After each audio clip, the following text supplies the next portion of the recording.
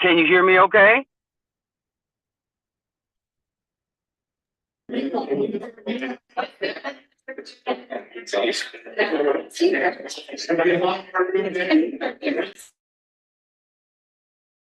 Management.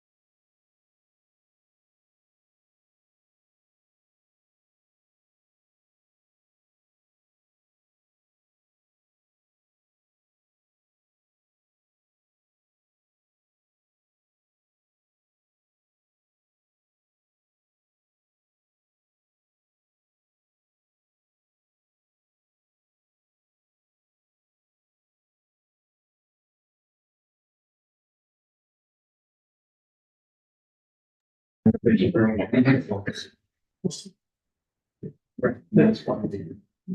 Okay, we're ready. I call this meeting of the Iron Range Resources and Rehabilitation Board in order. With that, Sarah, will you please take the roll? Senator Champion. Senator Champion. I am here. Sorry, it took me a minute to press the button, but I'm here. Senator Eichhorn. Present. Senator Farnsworth. Not here. Senator Hochschild. Representative Davis. Here. Representative Weigel. Present. Representative Lizard. Present. Representative Straba. Present. 7 members present. Thanks, sir. With that, we have quorum. Next, we will move into the next item on our agenda. We need approval of the July 29th, 2024 minutes. So moved. Moved by Senator Eichhorn. With that, sir, will you please take the roll? Senator Champion. Aye. Senator Eichhorn. Aye. Senator Farnsworth. Aye. Senator Hochschild. Representative Davis. Aye. Representative Weigel. Aye. Representative Lizard. Aye. Representative Straba. Aye.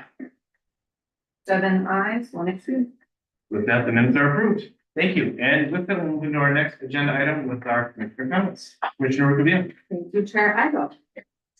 Welcome back, everyone, for another Iron Range Resources and Rehabilitation Board meeting, most likely the last meeting of the 2024 calendar year.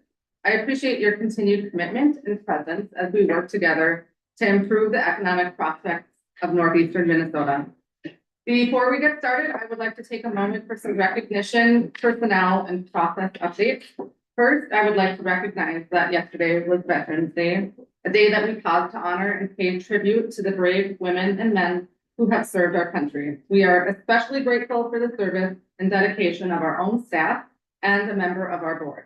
Jesse, Andre, Chris, Ismail, Rick Reddick, and IRRB board member Roger Straba.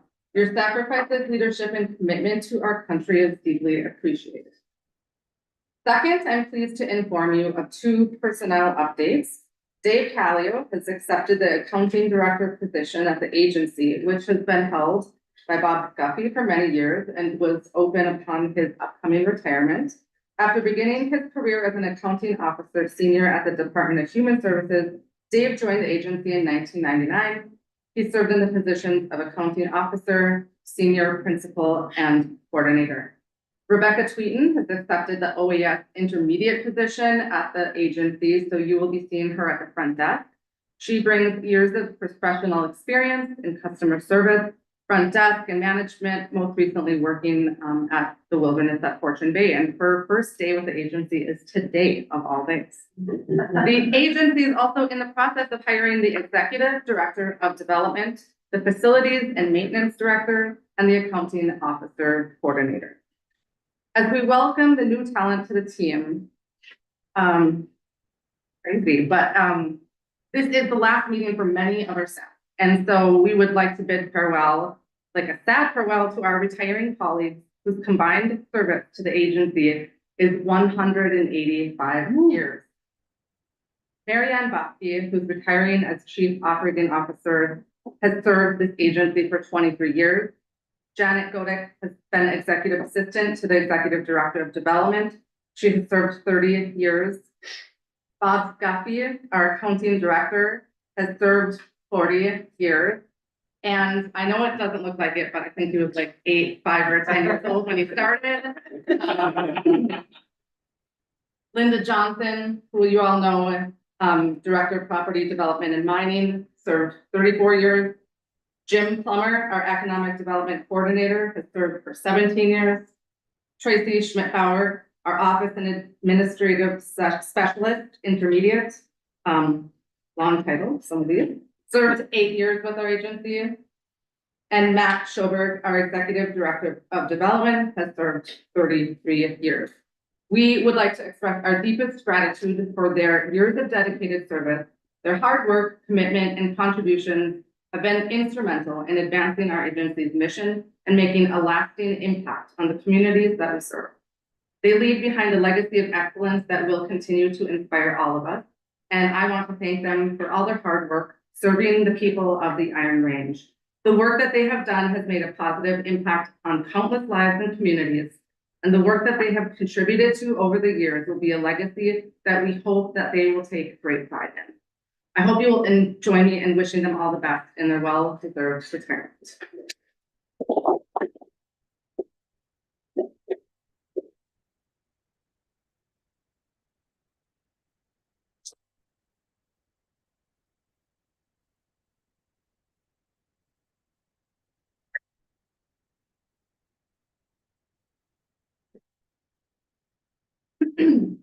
Lastly, I would like to extend our sincere thanks and appreciation to Representative Dave Lislegard for his 6 years of dedicated service in the Minnesota House and to the Iron Range Resources and Rehabilitation Board.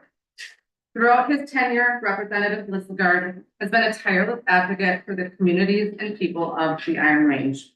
It's not always easy serving in public office, and for rural representatives, especially being away from your home and family. So we want to acknowledge your service and thank you and wish you the very best in your retirement and your new chapter in your life. Thank you.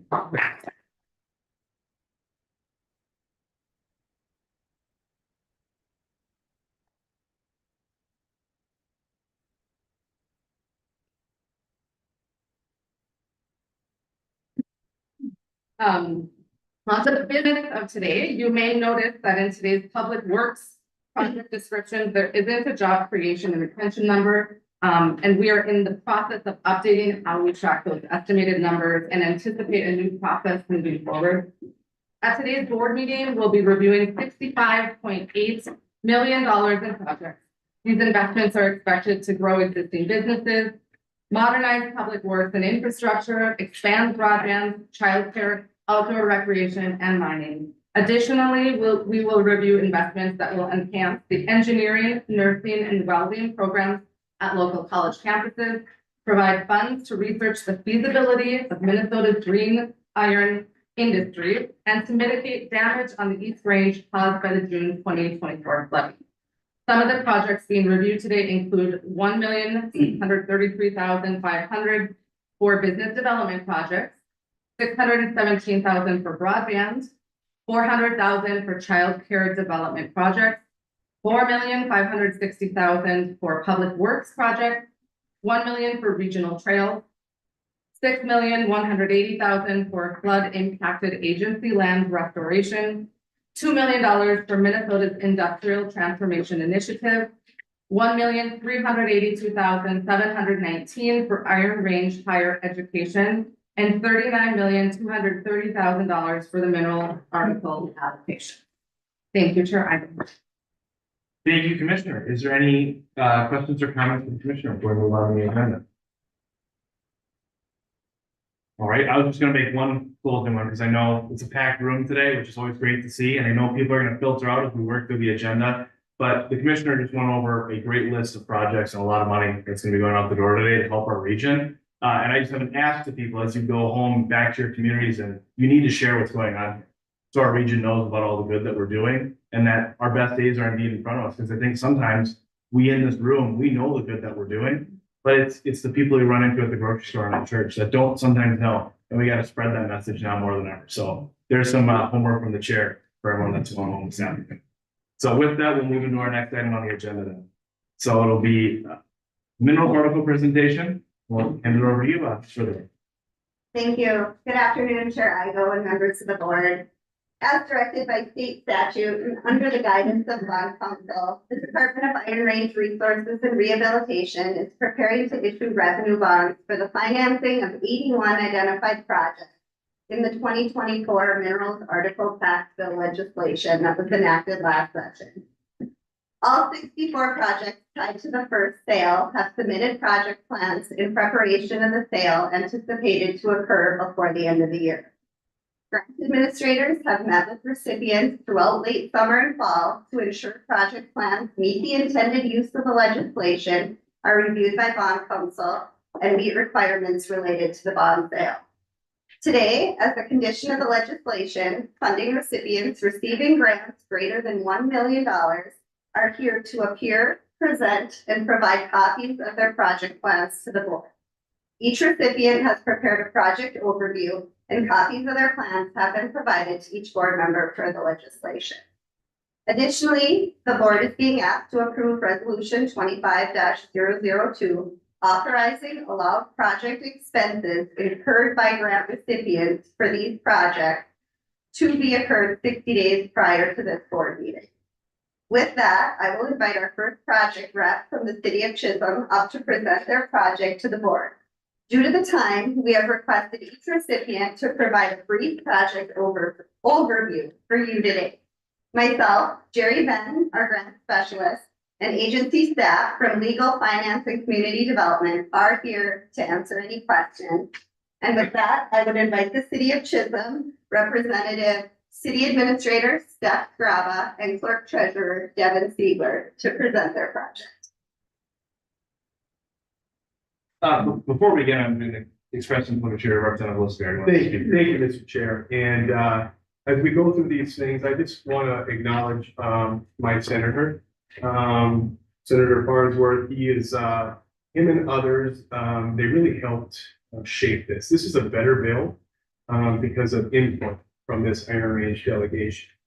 And this is, to your point, Chair, this is going to benefit the Iron Range and the communities in which we all represent. So I want to give a kudos and shout out to my senator who in this process. It is difficult, but you brought insight, and this is a better bill because of you.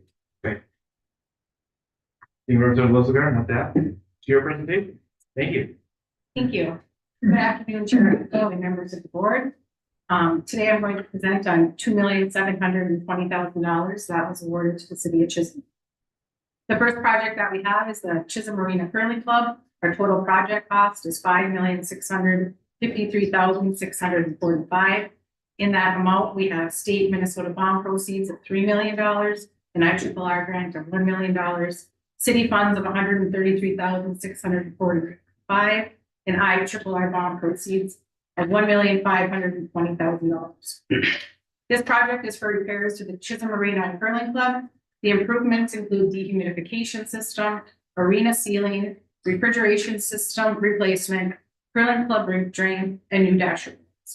The project has been bid and approved by the City of Chisholm City Council with a construction start date of March 2025 and completion of October 2020.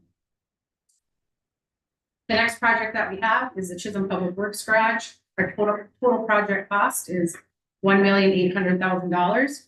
With that, we have IRRR bond proceeds of $1,200,000 and city funds in the amount of $600,000. This project is to construct a new 10,000 square foot public works garage. The current facility is past its useful life. The facility is currently located in a residential neighborhood adjacent to Longyear Lake in Chisholm. This location will be utilized for new housing in Chisholm once the public works garage is relocated. This is part of a larger project to relocate the city garage, refuse garage, fuel pump station, and gravel stockpile. Design for the public works garage will be completed this winter. Anticipated bid will be December 2025, with construction start of spring of 2026. With that, I thank you for this opportunity to move these projects forward. If you have any questions. Thank you. Thank you. Thank you to the city of Chisholm. With that, I would invite up IRRR Linda Johnson with Giant Bridge to present the next project. Chairman Igo, board members, the project you have before you today is for $5.2 million for the Legend irrigation and course improvements. The funds will be utilized to secure a golf course irrigation firm, a golf course design firm, and a construction firm. The project will replace a 30-plus-year-old irrigation system and remodel the Legend golf course. The remodel will improve the overall playability, reduce maintenance of the golf course by reducing some of the bunker sizes. The remodel will provide improvements to the greens, the fairways, as well as providing additional tee boxes for seniors, women, and children. The current irrigation system, just for a little bit of quick background, was installed in 1996 and has been in service for 29 years. The physical components of the system are past their useful life and require consistent repair or constant repair. Control systems and software packages are antiquated and no longer support by manufacturers, and the control boards used to run the system are no longer available, new, used, or remanufactured. The staff resorts to using systems being uninstalled throughout the Midwest to find replacement parts no longer available elsewhere. The new system will allow for individual head controls, leading to a 30% lower water uses and better chirp condition moving forward. With that, some questions? Any questions from members of the board? Senator Farnsworth.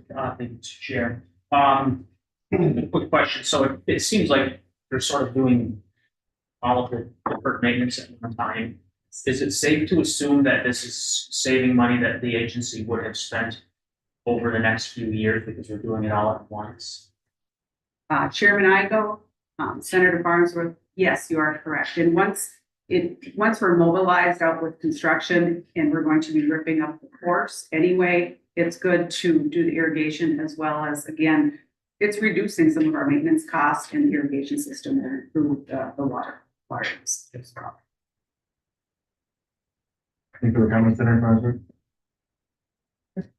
Thank you very much. Thank you. Thank you, Linda. With that, I'd like to invite the project reps from Cook County, Rena Rogers with North Shore Waste, and Jason Hale with Cook County HRA.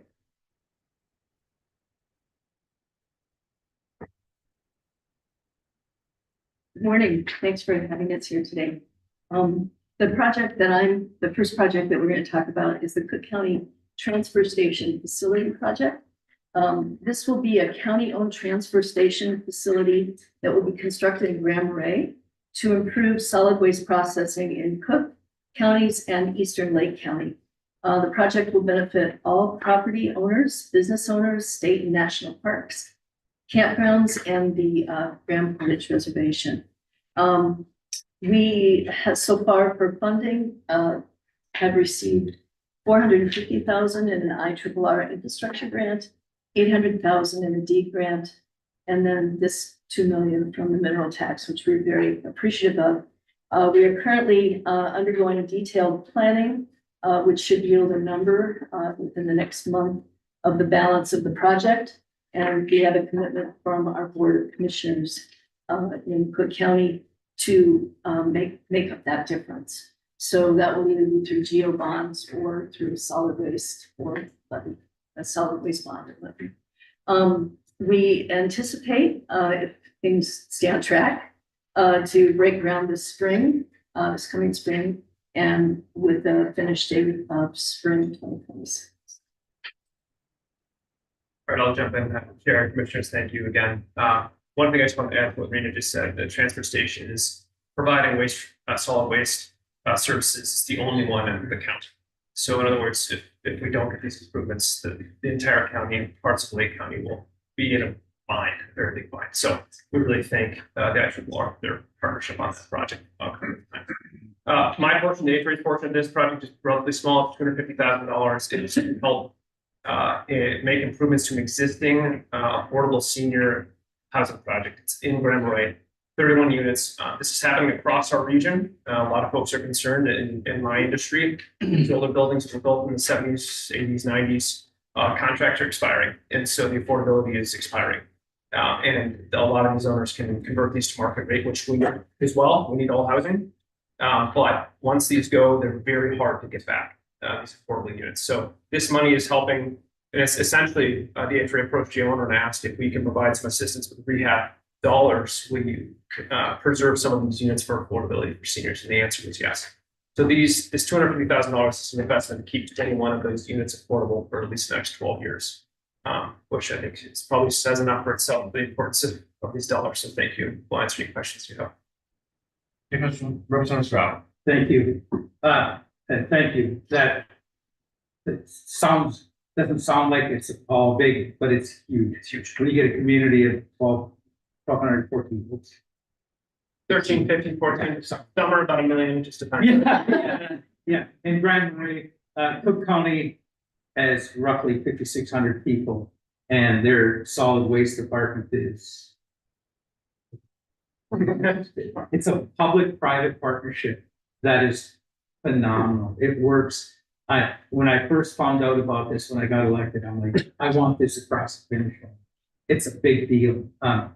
If we can set this example, there's no reason that we can't use this as another example further, just to take some of the bureaucracy on what this is, But what it does is it saves, right now they take 4 garbage trucks a day to deliver during the busy time. Now there'll be 2 semis. It'll alleviate a lot of that. And it'll also give a central gathering point. They're going through MPCA and everything else. So timing is everything. This worked out for good for everyone. And your housing, you have 31, you're rehabbing, but you're building 50 new. Is that right? Right now, you want under construction, right? Yeah, so there'll be 80 new units in Grand Marais, which is a big deal. We keep going in that direction. Thank you. Thanks, Representative Scott. Yeah. Any other further comments? Thank you. Thank you. I know. I just And Alan Johnson from Benchmark Engineering to represent the city of Evelyn. Thank you, Commissioner and Board. So the city of Evelyn is requesting $3.6 million for improvements to utilities along the Highway 53 corridor. I'll kind of explain these in 2 pieces. So the public utilities portion of the project is to replace and install new critical infrastructure that will bring resiliency and expansion capabilities to the city's utilities within that 53 corridor. In 2025, utility replacement will occur along this corridor in conjunction with VinDOT's Highway 53 improvements. 2026, new water and sewer will be extended into what we call the Progress Parkway. That's part of the St. Louis County connection from the new roundabout to Highway 135. These public utility projects will serve the existing lots along the Industrial Park Drive and also a new business park on city-owned property on the new Progress Parkway corridor. The new business park could accommodate up to 450,000 square feet of new industrial space. We're currently completing phase one assessments of sites, wetland delineations, geotechnical evaluations for this business park. Mineral tax dollars will pay for the design and installation of the new utilities. Also, as part of this request, there's access on Hattrick Avenue that we're looking to improve. We're gonna create a new connection from Hattrick Avenue running south onto Highway 37 Vale Road. This is adjacent to the Highway 53 north and southbound, which will provide easy access to 53, make safe traffic movements into this business area. And this project is budgeted to cost about $1 million. The mineral tax funds will be used to design and for the design and construction of what we call the slip ramp. And this is expected to be completed following the Highway 53 improvements in 2025, so this will be 2026. Thank you. Any comments, questions from members of the board? Can I make a final comment? I want to thank everybody on behalf of the city council, Dave Listergaard and Senator Farnworth. We appreciate it, and a lot of partners here in the room from the county and NDOT. If it wasn't for the huge investment that they're both putting into the improvements to Highway 53 and the new frontage road, would offer us this opportunity to open up a new business park that not only benefits the city of Evelyn, but is rather regional. So we are very appreciative, and then getting Hattrick Avenue slip ramp, that's been in the, we've asked many, many times. And I appreciate Dwayne Hill for being the kind of thought behind what we can do to make all this happen, to make safe travels for our businesses, visitors, and residents. So thank you, we appreciate it. Thank you. Thank you to the city of Evelyn. With that, I'd like to invite the project reps from the city of Gilbert, Mayor Tom Smith and Mike Skirvich, city administrator. Thank you.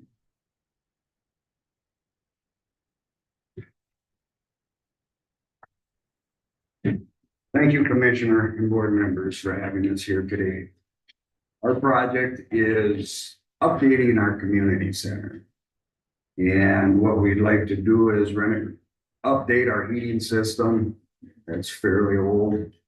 That is going to cost approximately $500,000. We have that breakdown.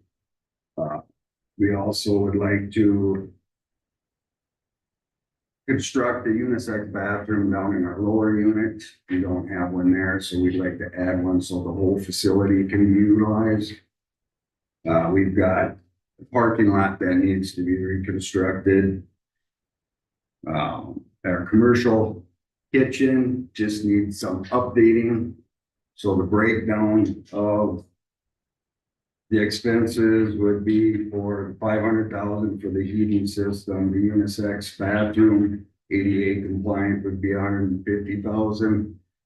Then we have the parking lot estimated cost of $40,000 and refinishing tuck pointing to three sides of the building. A few years ago, we had the front tuck pointed approximately $200,000. And then $110,000 for the updating the kitchen. Our starting points are hoping by the end of the year to get the process started with getting the plan in play, the specs and plans, and then by March 1st, going out for the bids. And then hopefully with the demolition and startup, in what process we hope to figure out the demolition startup by May and hopefully be done by June of 2026 is our game plan. Also, our community center is, with these upgrades, is also used for our residents as an emergency shelter. And since we have the campground just 2 blocks away, it's also an emergency shelter for them. Thank you. Any questions, comments from the board? Thank you for being here today. Thank you. Thanks for having us. Thank you to the city of Gilbert. And with that, I would like to invite up the next project representatives from the Hibbing Public Utilities. We have Luke Peterson, General Manager, and Elliot Dixon, Customer Communications and Program Specialist.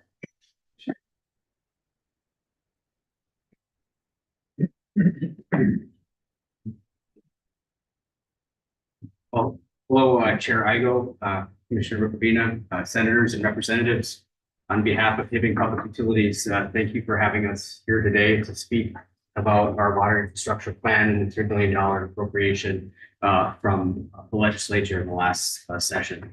Hibbing, as you know, is the largest city in the state of Minnesota. You remind your Twin Cities colleagues, representative senators from you down there, that you can fit all of Ramsey County and Hennepin County inside the city limits of Hibbing. And one of the opportunities in positive talk for managing the water utility in the largest city in the state of Minnesota is that we have 100 miles of water line.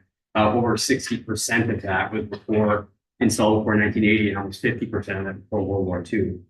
So with that comes aging infrastructure, something our region knows well about, and I'm excited to be here today to talk about the large investment in infrastructure that you're making today, not just in Hibbing, but in every city around the Iron Range. Background, back in 2022, we started an ambitious plan, and it led into a $75 million 10-year plan to recapitalize our water utility.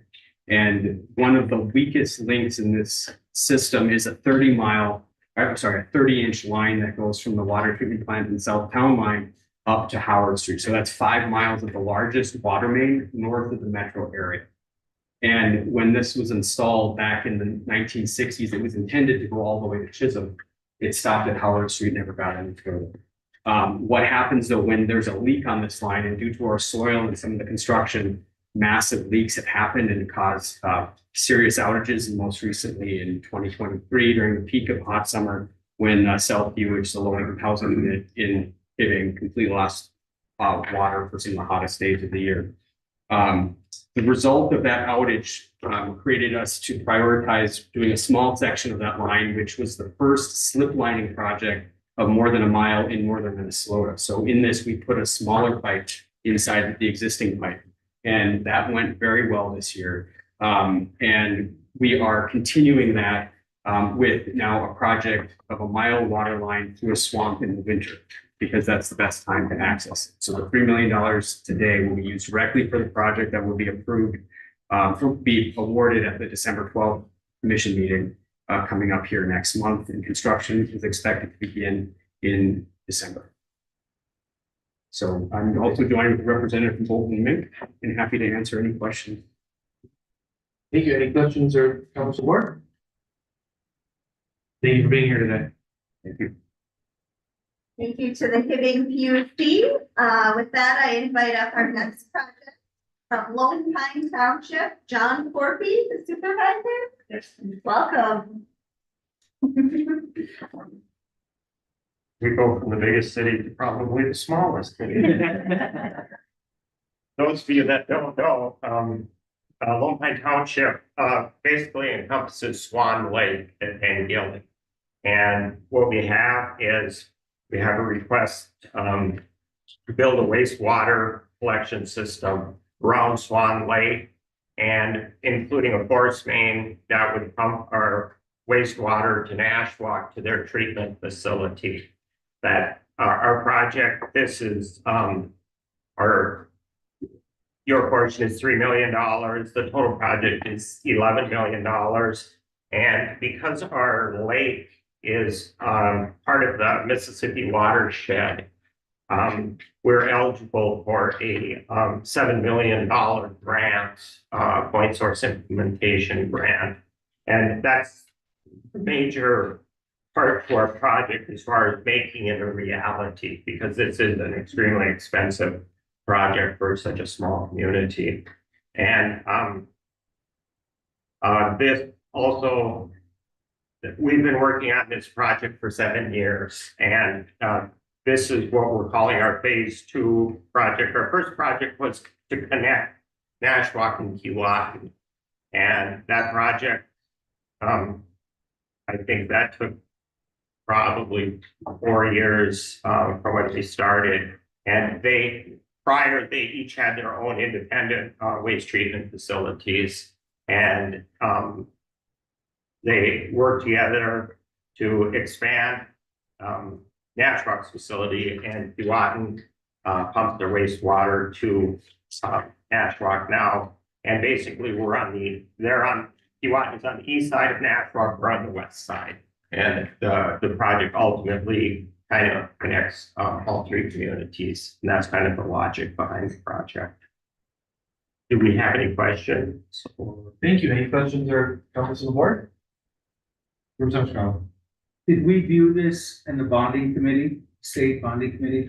Did we not look at this project? Yes, you did. Yes, Ring a bell. yes. Thank you. Very good. Thank you. You Lone Pine Township. With that, I would ask our next project reps to come up from Massabi Fit, Christy Dresser, Executive Director, and Cooper McLean, Operations Director. Hello, everyone. I would like to express our sincere gratitude to all of you for taking the time to listen to our project today. As you know, Massabi Fit purchased the former building where the YMCA was held in Mount Iron. Since we have opened fully in February, we currently have over 1,900 members. So with 1,900 members coming through our building, 300 to 400 a day, if not more, especially on the weekends with our adolescents coming to utilize our basketball court. Our locker rooms are in very need of remodeling. So phase one will be to remodel the men's family locker room and the women's locker room. Our phase two will be construction of a year-round dome on the back of our soccer field. That will allow us to have year-round soccer, introduce lacrosse to the community. That will also open up opportunities for the schools in the area to rent blocks of time to come in, practice pitching, hitting, especially those who are in spring sports who may not have that opportunity to be able to practice outside because we may get 3 feet of wet snow during that time. So it's an opportunity that we'll be able to provide to the entire region. Any questions? Questions or comments on the board? Chair, I was hesitant when I heard you talking about the dome for soccer until I heard you mention baseball. Will it be possible for teams to play games there, or is it just gonna be big enough for batting practice? So yes and no. So softball, you can fit 2 softball fields in the corner of the soccer fields. So softball, you would be able to play games. Baseball, the height might be an issue for them as far as the pop-ups and stuff like that. But there will be a batting cage and a pitching tunnel on the side of the soccer. So those, where its stem was up here, you hear the baseball team struggling with the city teams because they're practicing on their basketball court in their local field, right? So that was where the area of opportunity was for us. Senator Carter? Thank you, and that sort of was what I was thinking about. I know my son is both of my sons are in baseball and soccer, and they get all of their soccer games because it doesn't snow a lot of the soccer season, and they play about half of their baseball. So I'm glad to hear that, and because as we know, baseball is the greatest sport. Tied with hockey. We're not gonna open up that debate here at the board meeting. Thank you, Senator Department. Further questions or comments? Thank you for being here. Thank you. Thank you, Ms. Bobby Fit. With that, I would like to invite the Minnesota Discovery Project representatives, Shar Conger, Executive Director, and Ethan Bexell, Operations Director. Thank you, Chair Igo and Board. I'm here today to present the facility upgrades to the Iron Range Research Center located at the state-owned asset Minnesota Discovery Center for a total allocation amount this year of $2.42 million. The bond funds will be used to remodel the existing Iron Range Research Center building, which holds 2D and 3D archives. Currently, the building uses a wet suppression fire system and above 2D archives, paper archives, you can imagine the risk there. And the remodel will include a dual chamber lock fire suppression system and climate control system. It also will include reconfiguring of the lower level, which will allow for better use of space by furnishing the space with new shelving and storage systems. The main level will also be reconfigured to comply with ADA requirements, as none of our buildings currently comply with ADA standards. New doors, windows, and lighting will upgrade the facility to become more energy efficient, and climate-controlled storage pods will provide space during the remodel to house 2D and 3D artifacts. A security camera system will also help mitigate theft and vandalism, and that will be furnished in all the buildings that house the 2D and 3D collections. The $2.42 million broken down will be $750,000 to design, survey, and consult, $535,000 for collection relocation, security, and storage during the remodel. We have about 30,000 paper archives in our archives that will need to be housed somewhere. So those storage pods will be very important. $80,000 for historical research funding, which will allow which will be a pass-through to the Evelyn Heritage Society to digitize records. $380,000 for grounds prep and site improvements, $475,000 to start the lower and main level demo, and then $200,000 was written in as general operating funds to help offset our earned revenue loss during construction. Any questions? Thank you. Any questions or comments from the board? I have a question. Senator Champion. Thank you so much. My question is, I noticed that it calls for, at least based on what I understood, that $200,000 may be used at the discretion of the director to be used for operating expenses. And I wasn't quite sure if that's consistent with how bonding proceeds can be used. And so if maybe someone can answer that question for me. Thank you. Thanks, Senator Champion. Probably go to you guys over there. Legal advice. Chair, I will let Senator Champion know that these projects have passed by bond council's eyes. We do have a special bond council that's been reviewing this and advising the agency on how to move forward with these bonding projects. And it did pass the muster with bond council. And I can certainly get a more definitive answer for you, Senator, if you would like, but that's the answer I have right now. Senator Champion. Thank you so much. Thank you. I would sincerely appreciate that, because it's my understanding that, I thought it would be used for bonding, for planning, those sort of things, but not for operating expenses. So if I could get some information on that, that would be greatly appreciated. Thank you so much. Any further questions, comments? But Chair, I was just going to let Senator Champion know. I certainly will follow up and get an answer to Senator Champion and the rest of the board later. Thank you. Thank you to the Minnesota Discovery Center. With that, I would like to invite our next project up, the Northland Learning Center, and we have Jackie Ward here to present the project. Thank you. Thank you for having me. I want to thank Commissioner Rukavina for her support in this project and our school. I also want to thank the legislature for funding this project. This is a great project, as you'll hear about how we provide service for a large number of students. I also want to acknowledge the dollars to demo the James Madison School, where we currently are located. Once we vacate, it's greatly appreciated, and it is certainly visionary in nature. This will complete the life cycle of one of our oldest educational facilities. The James Madison School is 98 years old. And although I love old buildings, it has certainly outlived its purpose. The new NLC, or Northland Learning Center, will be located in the city of Mountain Iron, just east of the existing City Hall and Community Center. The city administration and council have been wonderful to work with and very helpful in finding the best location for us. We are a cooperative of 8 member school districts, and we will combine under one roof to provide special education for setting 4 students.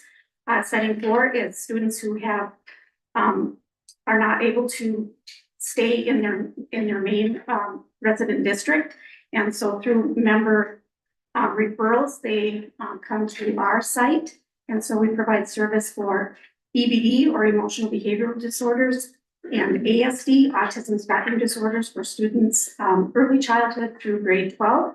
We also have an ALC that we have grades 7 through 12.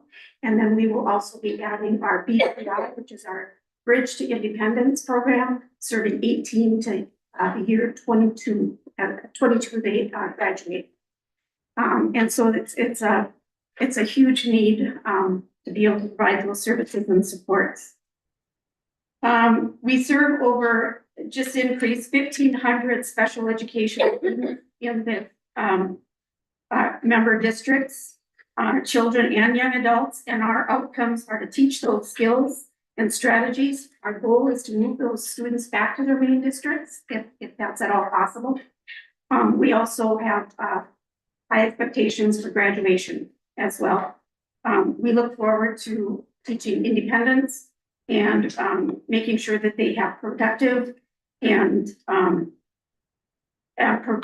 participating in citizenship. We are currently designing our new 32,000 square foot building and expect to be opening in August of 2026. And I'm sure that you can all come to a grand. Thank you. Any questions or comments? You're designing the building right now, We are in design right now. and then you're gonna have it built by August of 26.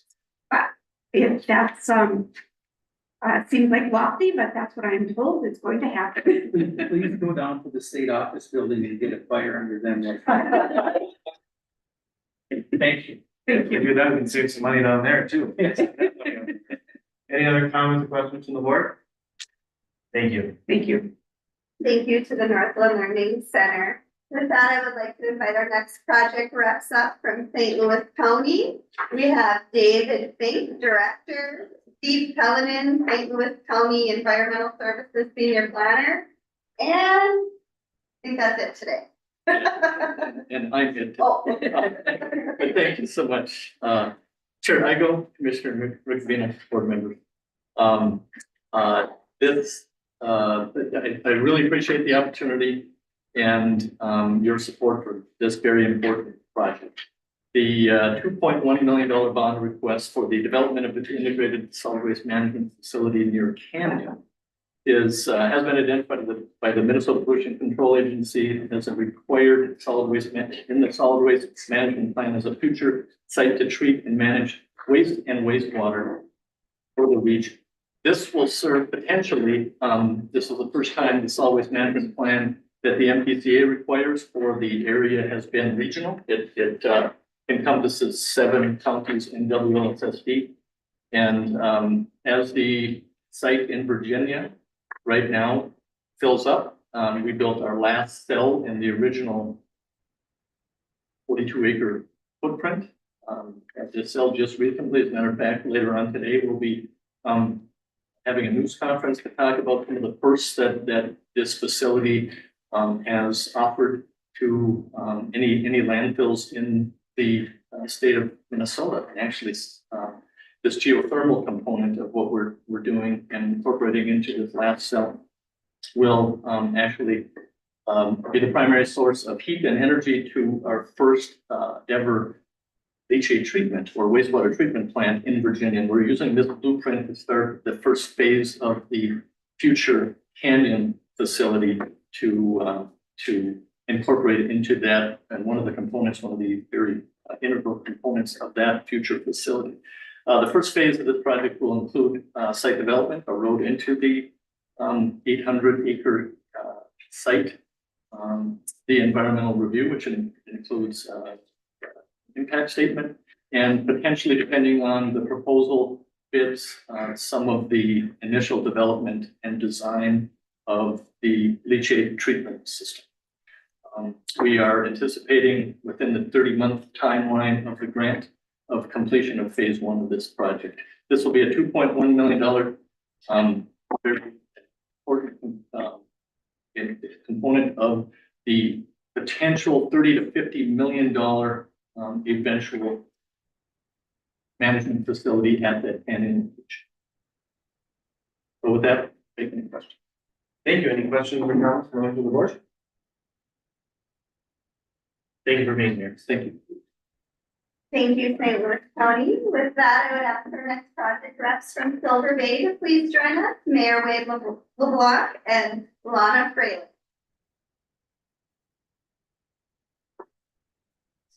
Hello, everybody. Hey, thank you, Chair Ego, Commissioner Rivera, and members of the board. Thank you for taking time to look at this project, because for years we've tried to put together something that can help assist us in replacing our infrastructure and roadways within our community. Unfortunately, we have not been able to be successful until this time.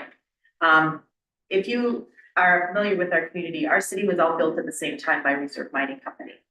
And all of our infrastructure and roadways are going at the exact same time as well. And so we are trying to do phase one of a 5-phase plan. It's a $58 million 5-phase plan for our city to have our infrastructure. This is phase one, of which we're requesting the $6 million paid out in 2 phases, $3 million in this phase and another $3 million in the phase B.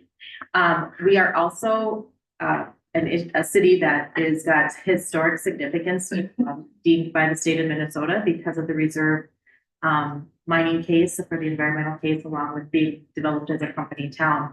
All of the funding will be used for infrastructure to replace our utilities, our water, our sewer, our stormwater, our pavements, our sidewalks, etc. And it's right now we are within the stages of doing preliminary design and getting all of our ducks in a row. So that phase will should be completed by 2026, and then the remaining in 2027, where we hope to reach about 3 miles of roadway through the whole project.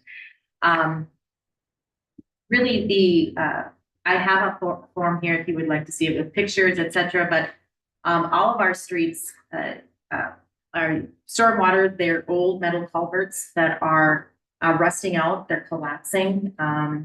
We have failures in our storm drain that goes, and our storm goes right out to the Lake Superior. So, and they're causing sinkholes in our streets. Our catch basins are collapsing, roots, debris, everything's in there. Our pavement is not even up to standards any longer, and our base is made of old tailings, which are causing dipping where the utilities cross. So we have a lot of issues that are going on in our infrastructure with this. So the cost of the construction for this first phase, we're looking at a $12 million project. 50% of the funding will be coming from here. 30% is through city, along with 20% in assessments through the city. So we really appreciate the support from all of you and Representative Lizard and for supporting this, along with Scava and Senator Rothschild and Mr. Farnsworth as well. And I could just talk to each one of you, I guess, right?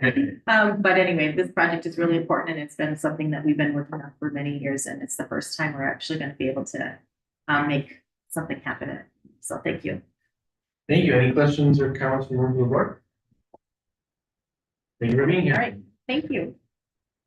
Thank you to the city of Silver Bay. With that, I'd like to invite up the city of Towers. We have Mayor Dave Setterberg, City Clerk Treasurer Michael Schultz, and Matt Tuchel. Works. Okay. The Towers writing with water.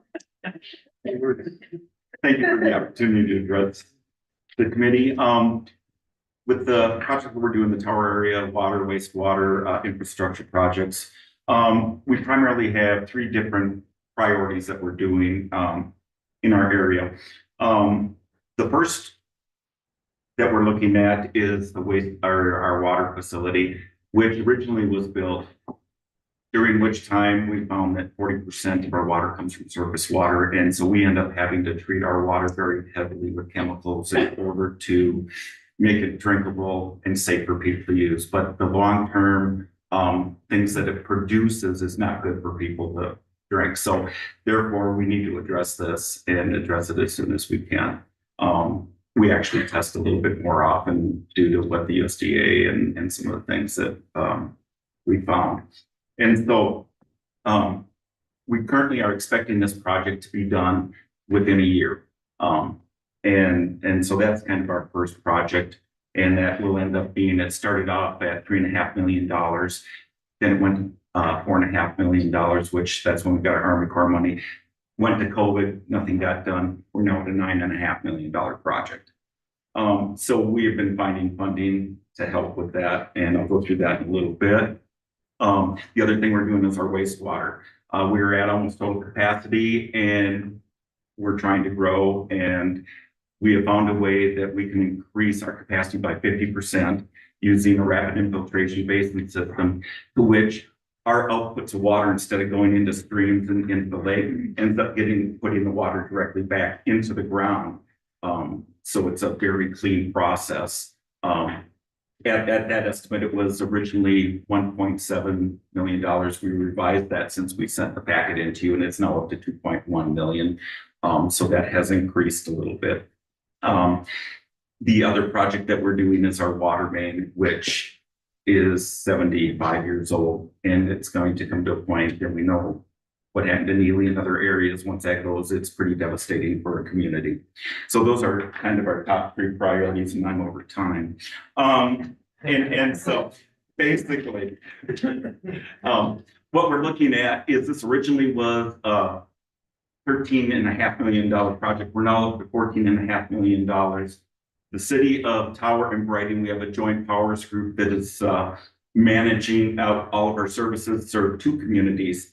We're currently taking out $1 million loan on our own. We have Army Corps money of $3.5 million. We have CDS funds coming from going to the RIB system. And so we're actually still $1 million short for all of our projects that will be continuing to go after additional money. With the $14.5 million, what we've heard is there's about 10 jobs per $1 million. What we're looking at, this could increase, people 140 jobs in the area over the time of these projects as well. And yes, we've been to bond multiple times. I had that $1 million in the bond go for this year for a second pursuit. So maybe next time. Any other questions or comments, members of the board? I think you're outlining a clean area to the next round. Yeah, very much. Thank you. Thank you. Thank you to the city of Tower, and with that, we'll bring up our last project rep. We have the city of Virginia, Mayor Larry Puffy, and representation from Essentia Health, Sam Stone. Thank you. I'm Sam Stone. I serve as Vice President of Operations for Essentia Health in Virginia, and that includes as the administrator for the Virginia Hospital. I'd like to thank the IRRR board, the legislature, the agency staff, the city of Virginia, all partners here for helping us secure these greatly needed funds. The Essentia Health Virginia Hospital in town here is a 30-bed facility. It sees approximately 14,000 patients annually in its emergency room. It's a 7-bed ED. It's in great need of expansion. These funds will really serve 3 primary purposes. One is to expand the number of rooms, so to treat the general population. And secondly, to expand our behavioral health services. So include a 4-bed behavioral health suite within the emergency department. And then third is to improve safety and security around treating our patients. This project has a total cost of approximately $10 million. So this money of $3.3 million is a third of the total cost of the project.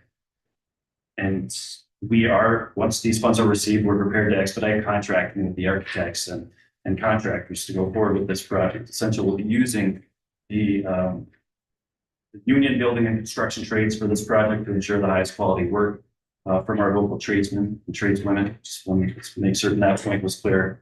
And unless there's questions, I did bring a bunch of friends here, Dr. Brian Canilla, our section chair, Hannah Adams, and Sherry Piero, if there's specific questions that I can't answer. But more than anything, just wanted to thank everybody for investing in rural healthcare in our community. Any questions I can answer? Any questions or comments from members of the board? Senator Farnsworth. Thank you, Mr. Chair. Just wondering, the behavioral health suite, does Essentia currently have behavioral health? Or is this sort of a new thing? Is it giving that does most of the inpatient behavioral health?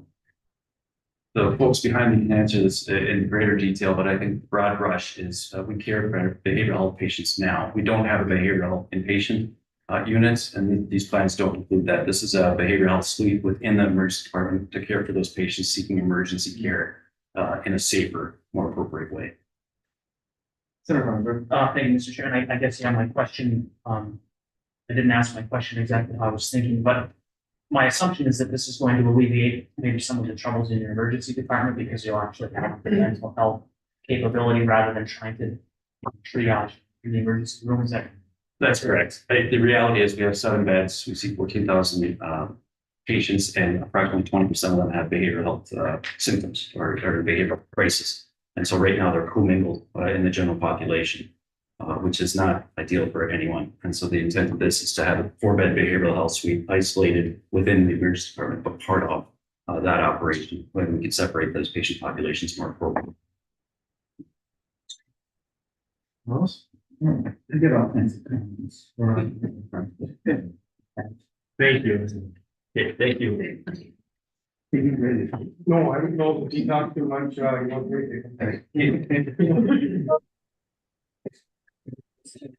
right, well, with all the presentations being concluded, I think we'll move to our first resolution of the day then, which will be resolution number 25-002. I have a question. Senator Champion. Thank you. Here's my question. My question relates to the Minnesota Discovery Center. And I had that concern that I at least raised and request for clarification around whether bonding dollars can be used for operational expenses. And because I'm a little uncertain about that, would this motion to adopt the projects articulated in our package, or just so that I'm speaking clearly, that would be a part of our 2024 tax omnibus bill projects. If we were to pass this and then it was to come back, that there would be some concerns about the discretionary use of funds for operating expenses, would we then see this only as a 2.22000 or $2.2 million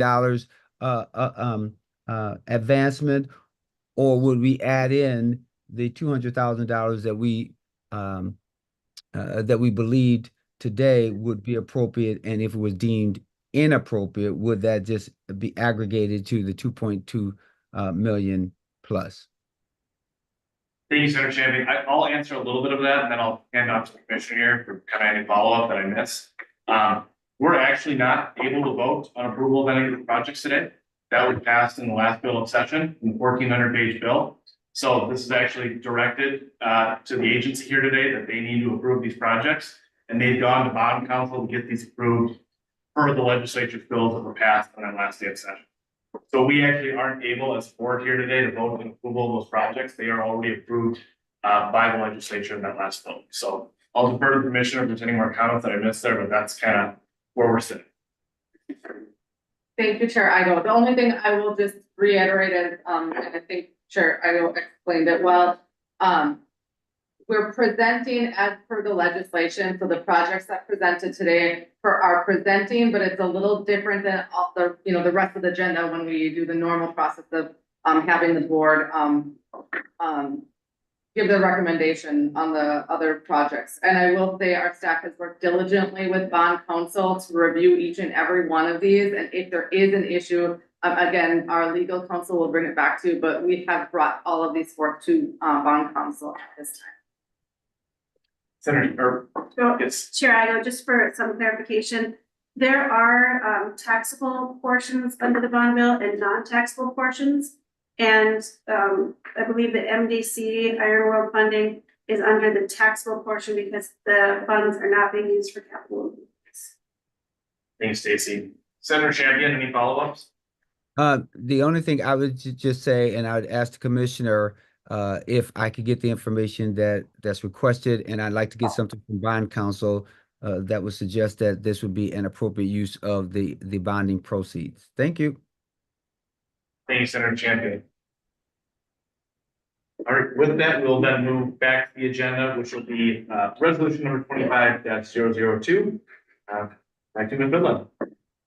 Thank you, Chair Igo, members of the board. Today before the board is resolution 25-002, authorizing allowed project expenses incurred by grant recipients for these projects to be incurred 60 days prior to this board meeting. Okay. Pretty straightforward. Any questions or comments from members of the board? With that, Sarah, can you take the roll? Senator Champion, Pass. Senator Icorn, Aye. Senator Farnsworth, Aye. Senator Rothschild. Aye. Representative Davis, Aye. Representative Igo, Aye. Representative Lisagard, Aye. Representative Strava. Aye. We have 7 yeses, 1 no. He passed. Yeah. Pass. Oh, yes. Yes. With that, the motion. Aye. Senator Champion? Aye. Thank you. Okay. Yes. Okay. With that, the motion prevails. Thank you. All right, our next item on the agenda is resolution number 25-003. Staff presenting will be, Ms. Johnson.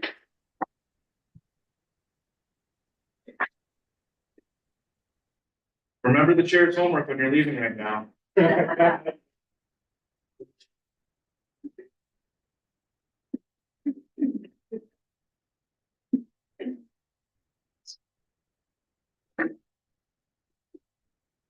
Chair and Igo, board members, before you today, we have a project that we are seeking $6.1 million for some flood impacted agency land, which we refer to as the Embarrassed Diversion Channel. With me today, I have Jessica Olson with Bar Engineering. As we move forward, I'll briefly read the project and program, and then Jessica will be providing an engineering update and some history on the diversion channel project in the area of the agency owned lands located in the city of Biloxi. So just briefly, a brief project description. Many will recall on June 18th, 2024, St. Louis County experienced the second largest natural disaster in the last 30 years. And within the Giants Ridge Recreation area, the severe weather event caused flood runoff, debris erosion to 4 sections of the Mesaba Trail, and exposed water and gas lines owned by the city of Biloxi. Biloxi officials immediately began monitoring the ruptured water and line and exposed gas line and addressed the situation. A boil first advisory was temporarily issued to the local residents. Natural gas service to residents was not interrupted and remained intact. But the natural gas utility company, Minnesota Energy Resources, worked to permanently relocate the affected gas line. A response team was formed with city officials from Biloxi, the IRRR, Bar Engineering, Department of Natural Resources, and the Mesaba Trail St. Louis County Rail Authority. Funding that we've received to date, we received $1.5 million from the Capital Asset Preservation Account through Real Estate Construction Services in the city of Biloxi. They provide funding for emergency situations of state-owned property. Also, we've been working with FEMA, and they've done a site visit September 26th. And we are in the process of completing all of the paperwork that is needed to hopefully receive funding that would reimburse us for the money that we've spent thus far. Again, the $1.5 million just allocated for property within the Giants Ridge Recreation Area. So today we are seeking additional funding to help offset the continued work that goes on out at the diversion channel area. And we're looking for, again, the 6.18 million. 880 would be the continuation between now and freeze up to stabilize that area. So in the spring, we don't run into the same situation where the erosion continues to wash into the Embarrassed Diversion Channel, which causes property damage to residents who are located on Wine and Sabin Lake upstream, and then Embarrassed Lake, which is located downstream. And again, we'll give you a little bit of history on this area in about 2 minutes. And then also 5.3 of that, we're looking for long-term mitigation, the restoration of the land, the construction, and looking to implement a land maintenance account so that it can be continued monitoring within this area if there are any additional weather events in the future. So with that, we'll turn over to the PowerPoint, and Jessica Olson from BAR will go over some of the history and the location of the project. Thank you, Chair and board members, Commissioner. So this image you can see in front of you here just gives you a little bit of setting. What we're talking about is east of the city of Biloxic. And so we're talking about 5 sites within that polygon. Next slide.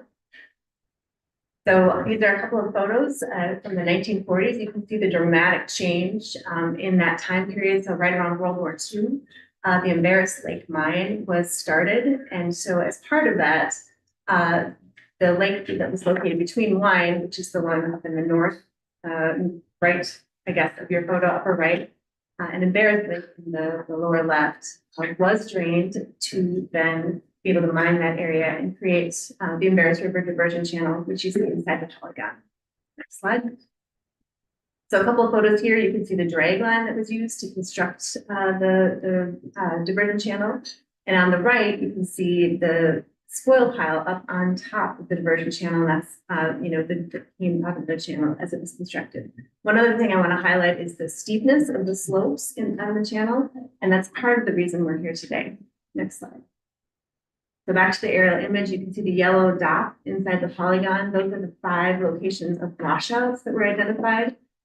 In terms of numbering, we started with site 0 up in the upper right in the north, and it goes down to site 4 in the lower left. The yellow dot that's outside of the red polygon is the dam that's at the downstream end of the channel, and that's owned and operated by the DNR. Thank you. So these slides just give you a little bit of a picture of what we're talking about. So the one on the left is 75-foot pines that are toothpicked across each other in the ravine and in the Mesaba Trail. The one on the right, you can see the utility lines that are exposed. Next slide. This one on the left here, you can see again that sediment extending into the channel more than halfway across the channel. The one on the right gives you a little sense of scale. So we're standing in the berm that's on that upper side of the channel you saw in the earlier photo, and then the workers on the trail, and then beyond them is the washout on the slope down to the channel. Next slide. So this is site 4. This is the one that probably experienced the most damage. It has the largest watershed, the most amount of water that came down. You can see the sediment extending into the channel, and then it was so much that it was pushing flow to the opposite bank. And so that's one of the things that we stabilized right away, is that opposite bank, and then removing the debris from the channel. The photo on the right is a 6x6 box culvert that was installed in 2018. It replaced a 36-inch CMP that previously drained the area. That was designed for a 50-year event. And that's in line with the Minnesota Drainage Manual guideline for minor culverts for highways and just the trails. So it's a different design guide. So the issue here is that we had a greater than 100-year event. There also are a series of beaver ponds in the upper reaches of this drainage area that failed in combination with this rainfall event. So it equated to roughly a 200-year event coming down a wall of water across this Mesaba Trail. And for the box culvert held, the trail held in this location, but unfortunately the channel did wash out. This next slide shows you the dam, and you can see the debris, and there's also sediment built up as part of this June 18th event. And so some of the work that's been ongoing is removing that from the dam. The governor visited the site shortly after the washout. So here he is standing in the city of Biloxic and then on the trail. So as part of our efforts here, we've been looking at the hydrology, and the gold lines here are some of the sub-watersheds contributing flow to the channel. And you can see the sites 0, 1, 2, 3, 4 labeled in the bottom there. A couple of things I want to call your attention to are the multiple tributaries, the small drainage flowways that are entering into the channel, and the steep terrain. So those combined, so you think about massive amount of water hitting those steep channels, washing right down, and then flowing into the channel. And there's limited functioning drainage infrastructure in this location. So that's how these washouts occur. Another area image here, you can see the impounded water. This is about a month after the event. So this is on the ATV trail that's adjacent to the Saga Trail. And then you can see the diversion channel up in the upper right. So some of the ongoing work, one of the first things, as I mentioned before, was removing debris and sediment from the channel. So here's some of that ongoing work. And then this is some of the upper terrestrial stabilization that was going on. This is at Site 4, installing some subsurface drainage. So this is helpful for both for construction, dewatering the site, but then also for ongoing dewatering of subsurface flows. So it makes the slope more stable. So we have a few, now that we understand more about the hydrology and sort of the extent of damages here, we have some concepts for long-term mitigation for future flood events. And so that includes enhancing storage and drainage as well as slope stabilization in the site. So I'll stop there. Any questions or comments from the board? Well, I'll make comments. Thank you, Mr. Lazare. I'll make comments to the commissioner and staff, Linda, you in particular. This was a very intense, emotional for many people, this whole process. And I think that you executed at the highest level. Took in, you had empathy and cared what people were feeling and all that, but yet you were able to execute, bringing stakeholders together. Also like to thank state of Minnesota and the DNR and St. Louis County. Throughout this whole process, there were and the police department for Biologic. They were a part of it the whole time. And it's unfortunate, but hey, 100 years, we'll take it, right? But what you're doing right now is extremely important, and I want to tell you about specifically because your leadership really shined in this unfortunate moment. Thank you, Representative Elizabeth. Anyone else? All right. With that, Representative Elizabeth, use resolution number 25-003. Seconded by Senator Farnsworth. And with that, Sarah, will you please take the roll? Senator Champion, Aye. Senator Eichhorn, Aye. Senator Farnsworth, Aye. Senator Hofstadter, Aye. Representative Davis, Aye. Representative Weigel, Aye. Representative Listergaard, Aye. Representative Scrabble. Aye. Yes. With that, the motion prevails. All right, with that, we'll move to our next item on the agenda, resolution number 25-004. Mr. Yanish.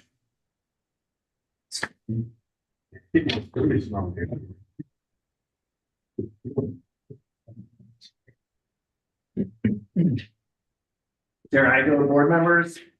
The University of Minnesota's Natural Resource Research Institute, NRRI, seeks $2 million in funding to support MIGHTY, the Minnesota Industrial Transformation Initiative.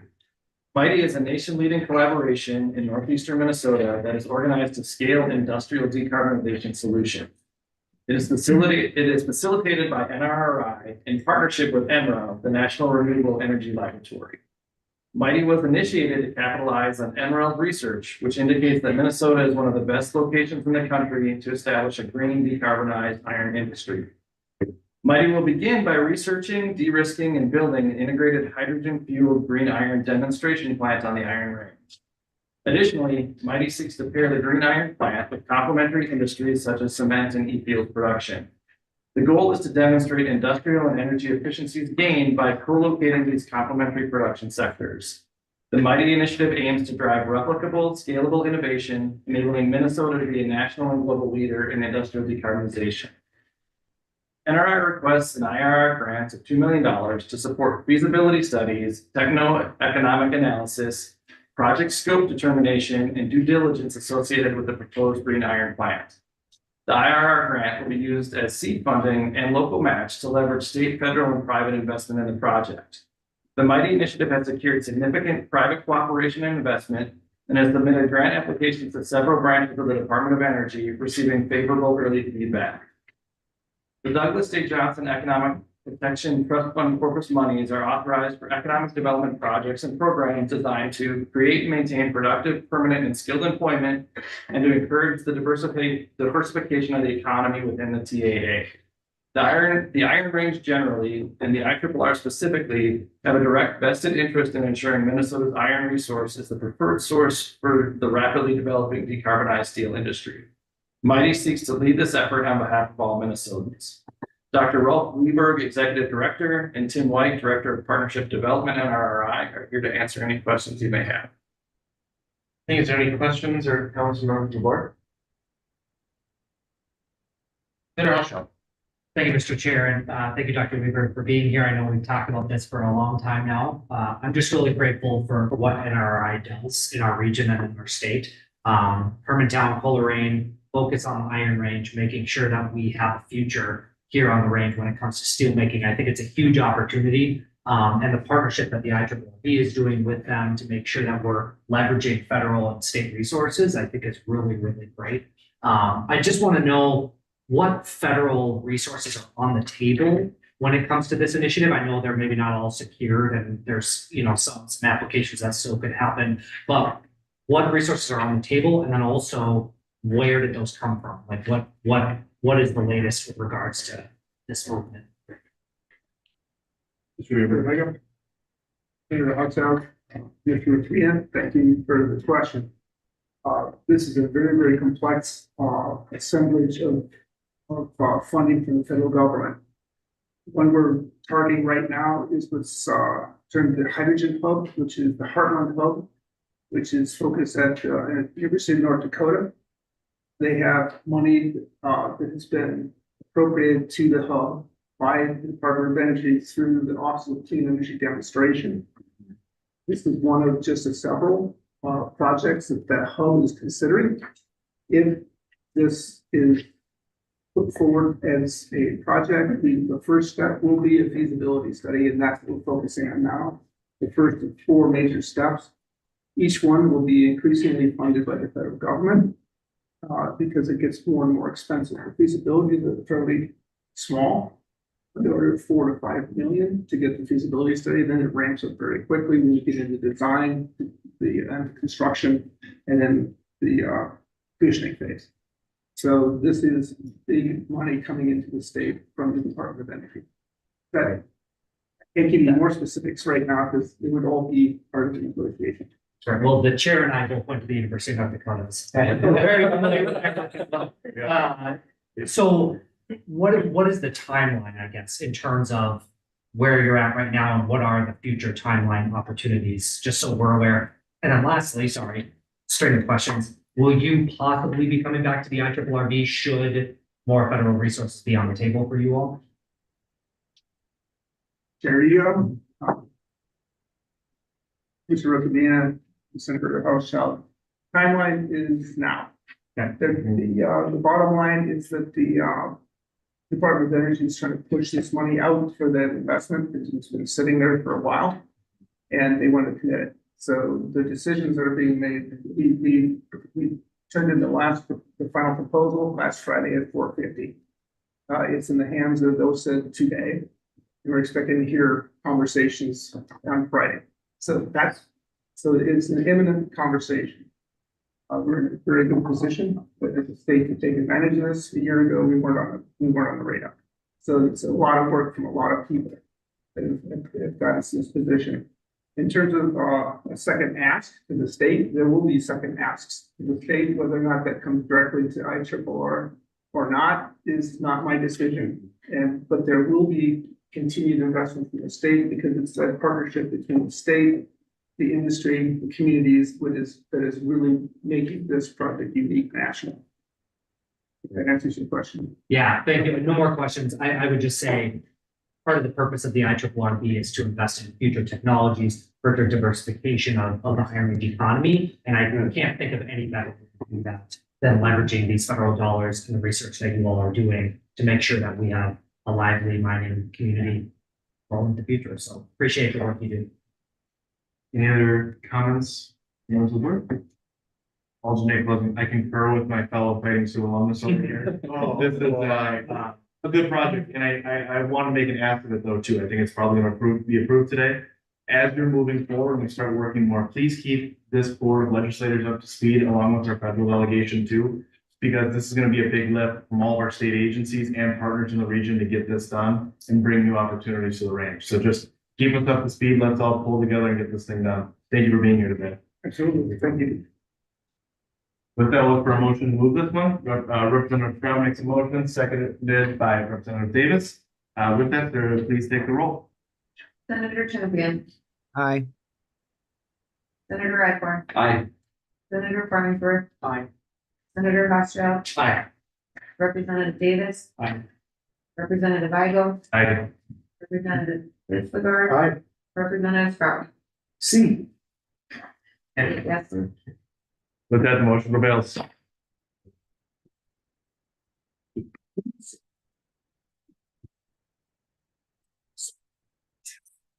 All right, our next item on the agenda will be resolution number 25-006. Staff presenting will be, excuse me, I jumped one. 005. Back to you, Mr. Yanash. Chair Igo, members of the board. The TEDF authorizes funds to Minnesota taconite producers for workforce development, concurrent reclamation, plant and stationary mining equipment, producer facilities, and research and development.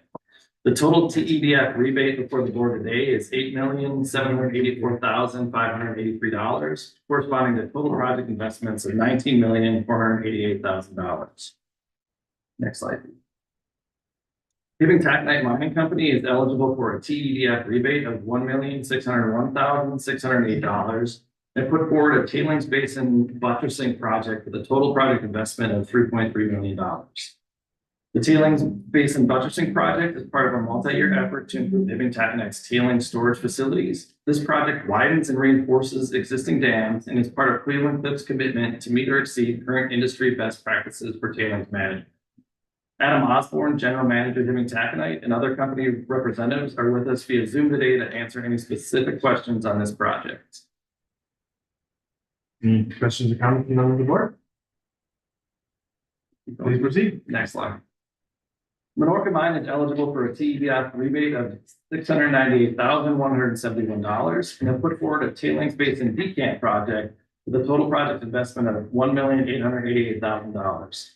The project allows Menorca to implement a new fine tailings management process, including new water separating and reclaiming facilities. The tailings basin decant project includes the construction of a new pumping station complete with pumps, valves, piping, and necessary support equipment. Connor McHugh, General Manager, Menorca, and other company representatives are with us via Zoom today to answer any questions you may have on this project. Questions or comments from members of the board? Please proceed. Slide. North Shore Mining Company is eligible for a TEDF rebate of $845,852 and put forward 3 projects for a total project investment of $1.9 million. Project 1 is the replacement of a 69-year-old limestone grinding mill, which will allow North Shore Mine to improve its grinding operations and mill availability. Project 2 involves replacing a filter and softener in North Shore Mine's steam boiler system, which was originally installed in 1965 and provides heat to plant buildings and process equipment. Project 3 involves modernizing the West Plant pellet plant elevator, which was installed in the 1950s and involves upgrading machine room equipment, controls, and electrical components. Shane Holman, General Manager, North Shore Mining, is here with us today via Zoom to answer any specific questions. Questions or comments from the board? Please proceed. U.S. Steel Keytac is eligible for a TEDF rebate of $1,291,822 and have put forward a high-intensity grinding mill project with a total project investment of $3 million. The Hig Mill is part of Keytac's larger DRI projects and allows iron concentrate to be ground more finely, liberating additional silica and allowing its removal to achieve DR pellet specifications. Travis Kalari, head of Minnesota Ore Processing Operations, U.S. Steel, and other company representatives are with us via Zoom today to answer any specific questions you may have. Seeing no questions or comments from the board, please proceed. All right. U.S. Steel Mintac is eligible for a TEDF rebate of $3,164,996 and have put forward 2 projects for a total investment of $7 million. Project 1 is the replacement of 6 older marble bed dust collectors with 6 new cartridge style dust collectors, improving workplace air quality in the Mintac crusher facility. Project 2 involves installing hydrocyclones, sumps, pumps, and piping as part of the line 7 and 8 reclassification project. The new equipment will improve iron recovery in the step 1 and 2 processes and reduce energy and chemical consumption. Travis Polari with US Steel and other company representatives are here with us via Zoom today to answer any questions you might have on this project. Seeing no questions, you can proceed. The United Taconite Mining Company is eligible for a TEDF rebate of $1,182,134 and put forward 2 projects for a total investment of $2.4 million. Project 1 replaces a vibrating feeder with a screen and feed chute in the crusher building. This increases pressure efficiency and throughput while reducing energy and wear material usage. Project 2 involved improving and upgrading the plant's fine tailings pipeline. A larger diameter pipeline is being installed to meet new pumping system demand for the tailings storage facility expansion. Adam Radel, Controller, United Taconite, and other company representatives are with us via Zoom today to answer any questions you have on this project. Seeing no questions or comments? I think that was the last one. That was last one. All right, now that we've seen and heard all the proposed projects, any questions or comments from members of the board? Well, thank you for the presentation today, and thank you for going over these wonderful projects. Not only are they showing they're gonna put men and women to work across the range on these projects, they're gonna make our mines the best in the world. So exciting one. So with that, Representative Lizagard moved resolution number 25-005, seconded by Senator Eichhorn. And with that, Sarah, will you please take the roll? Senator Champion, Aye. Senator Eichhorn, Aye. Senator Farnsworth, Aye. Senator Hofstadt. Aye. Representative Davis, Aye. Representative Weigel, Aye. Representative Hilsaback. Aye. Representative Scrabble. Aye. Eight after this. With that, the motion prevails. Thank you.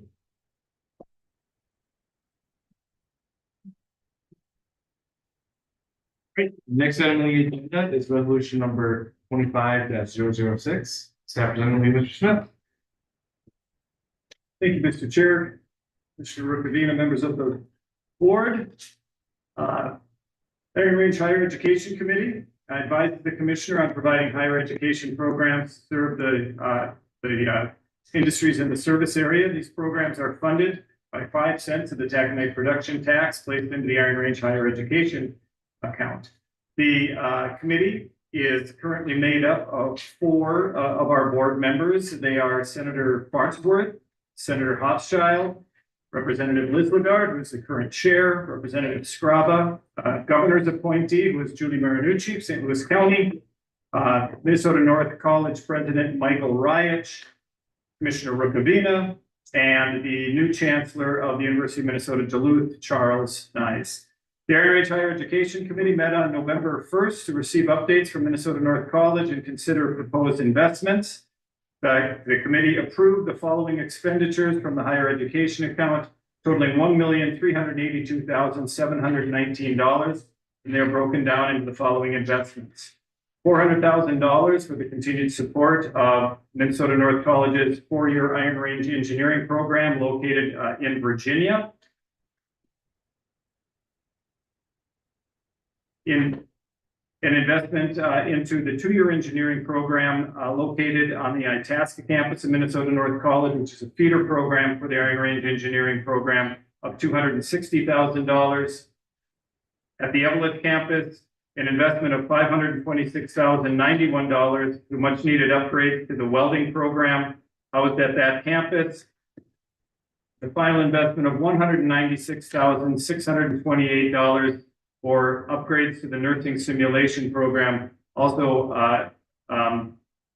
operating out of the Itasca campus. Those are the proposals, Mr. Chair. I'd stand for any questions. Any questions or comments from members of the board?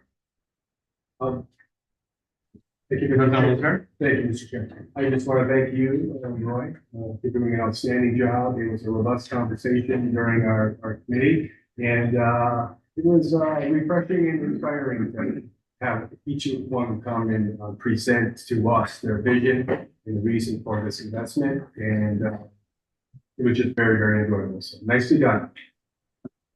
Mr. Chair, thank you. Representative Lizagard. Any other? Also, calls and the, wonderful projects that we're seeing here today. I think this is we're using Minnesota North College as a wonderful way to continue to partner our communities together.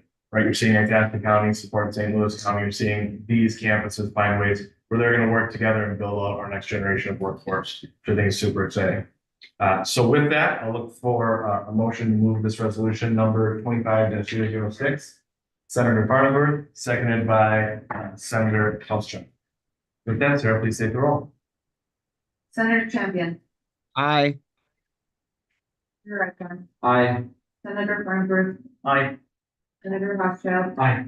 Representative Davis, Aye. Representative Weigel, Aye. Representative Listegar, Aye. Representative Scrabble.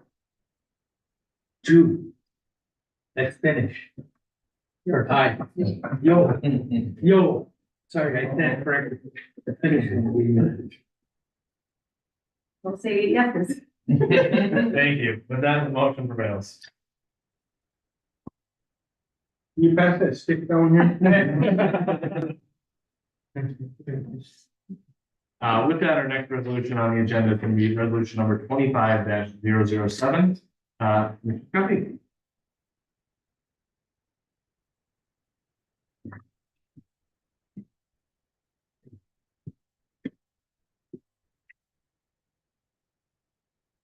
Well, Mr. Chair, members of the board, my last presentation. As the commissioner stated earlier, I am retiring in December, and I am proud to announce that my replacement is sitting next to me, and it only makes sense to make him the budget. So with that said, Dave Callio, please become the new accounting director. Thank you, Bob.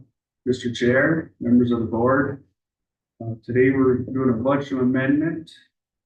Resolution number 25-007.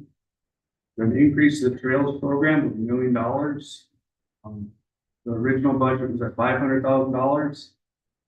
A grant would be to the city of Chisholm for phase 3, the development of the Redhead Mountain Bike Trail. And if it's approved, Mr. Plummer will expand on the project. Do you have any questions on the budget amendment? Any questions or comments from members of the board? Right. Think not, I guess that was pretty straightforward and easy there. Not a bad one, Christian. Oh, Representative David. Bob, you're gonna be missed. Am I? Yeah, Mr. Chair. Representative David. I'm gonna miss it too. You're a cool guy to hang out with, and thank you for your sense of humor. And Mr. Callio, you got big shoes to fill. Welcome aboard. Mr. Chair, Representative Davis, thank you for that. I know the big shoes to fill. It's a lot of information in those shoes. Absolutely. Thank you, thank you. With that, for someone to make a move this resolution. Well, I think you made great comments. Go. I will. Representative Davis move resolution, seconded by Senator Champion. With that, Sarah, will you please take a roll? Senator Champion, Aye. Senator Redcorn, Aye. Senator Farnsworth, Aye. Senator Rothschild, Aye. Representative Davis, Aye. Representative Weigel, Aye. Representative Listegar, Aye. Representative Scrabble. Aye. 8 yeses. With that, the motion prevails. Thank you.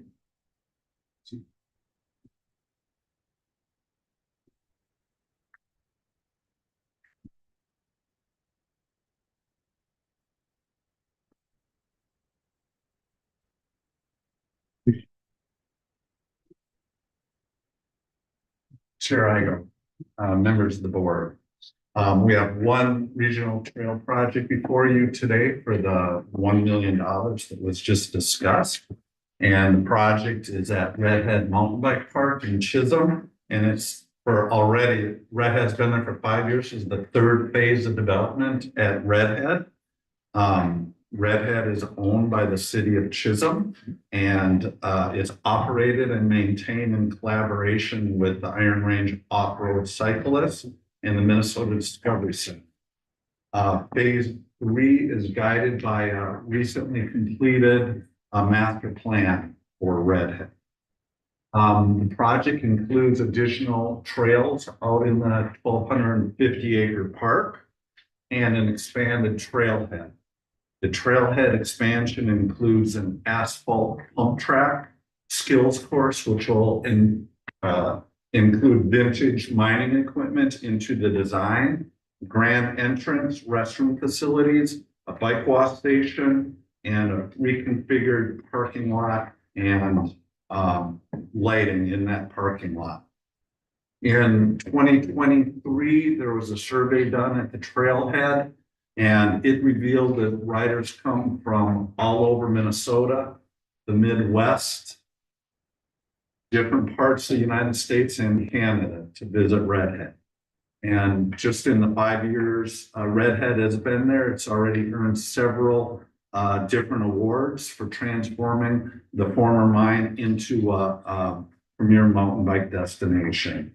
Redhead collaborates with other mountain bike destinations in the area, including Cuyuna, Hidden Valley up in Ely, Giants Ridge, Tioga, and the Mesabi Trail. Redhead hosts the annual Minnesota Mountain Bike Series race, which is an adult race, and the biannual Minnesota High School Championship race, which attracts 1,400 riders and over 4,000 attendees. And it's estimated that race generates over 1 million in visitor spending. Mr. Chair, that concludes what I have for you. And we do have Stephanie Straub and Bridget Maruska here from the city of Chisholm, if you have any questions for them as well. Any questions, comments on the board? Senator Parson. Thank you, Mr. Chair. Mr. Plummer, just want to verify that all of these improvements are on the north side of the pit, currently near where the entrance is right now, correct? The trailhead improvements are on the north side of the pit. The new trails are on both the south and the north side. Thank you, Mr. Chair. And I like the redhead. My only concern overall is there's a couple $2 billion worth of ore across the highway on the south side of the pit. Of course, trails are something that aren't that difficult if mining resumes on that side. So I'm glad that the actual infrastructure would be on that north side, just in case Hibbing Taconite were to decide they want to jump across the highway. We wouldn't want to do anything to imperil that. So thank you, Mr. Chair. Thank you, Senator Parker. Any other further questions or comments? We already voted on the resolution, so thank you, Mr. Palmer.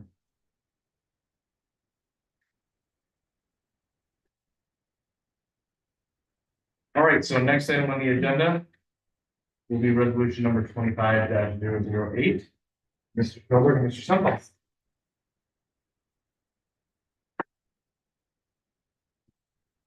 Mr. Chair, Mr. Sunwell will be presenting the next four projects on the agenda. Great, thank you, Mr. Sunwell.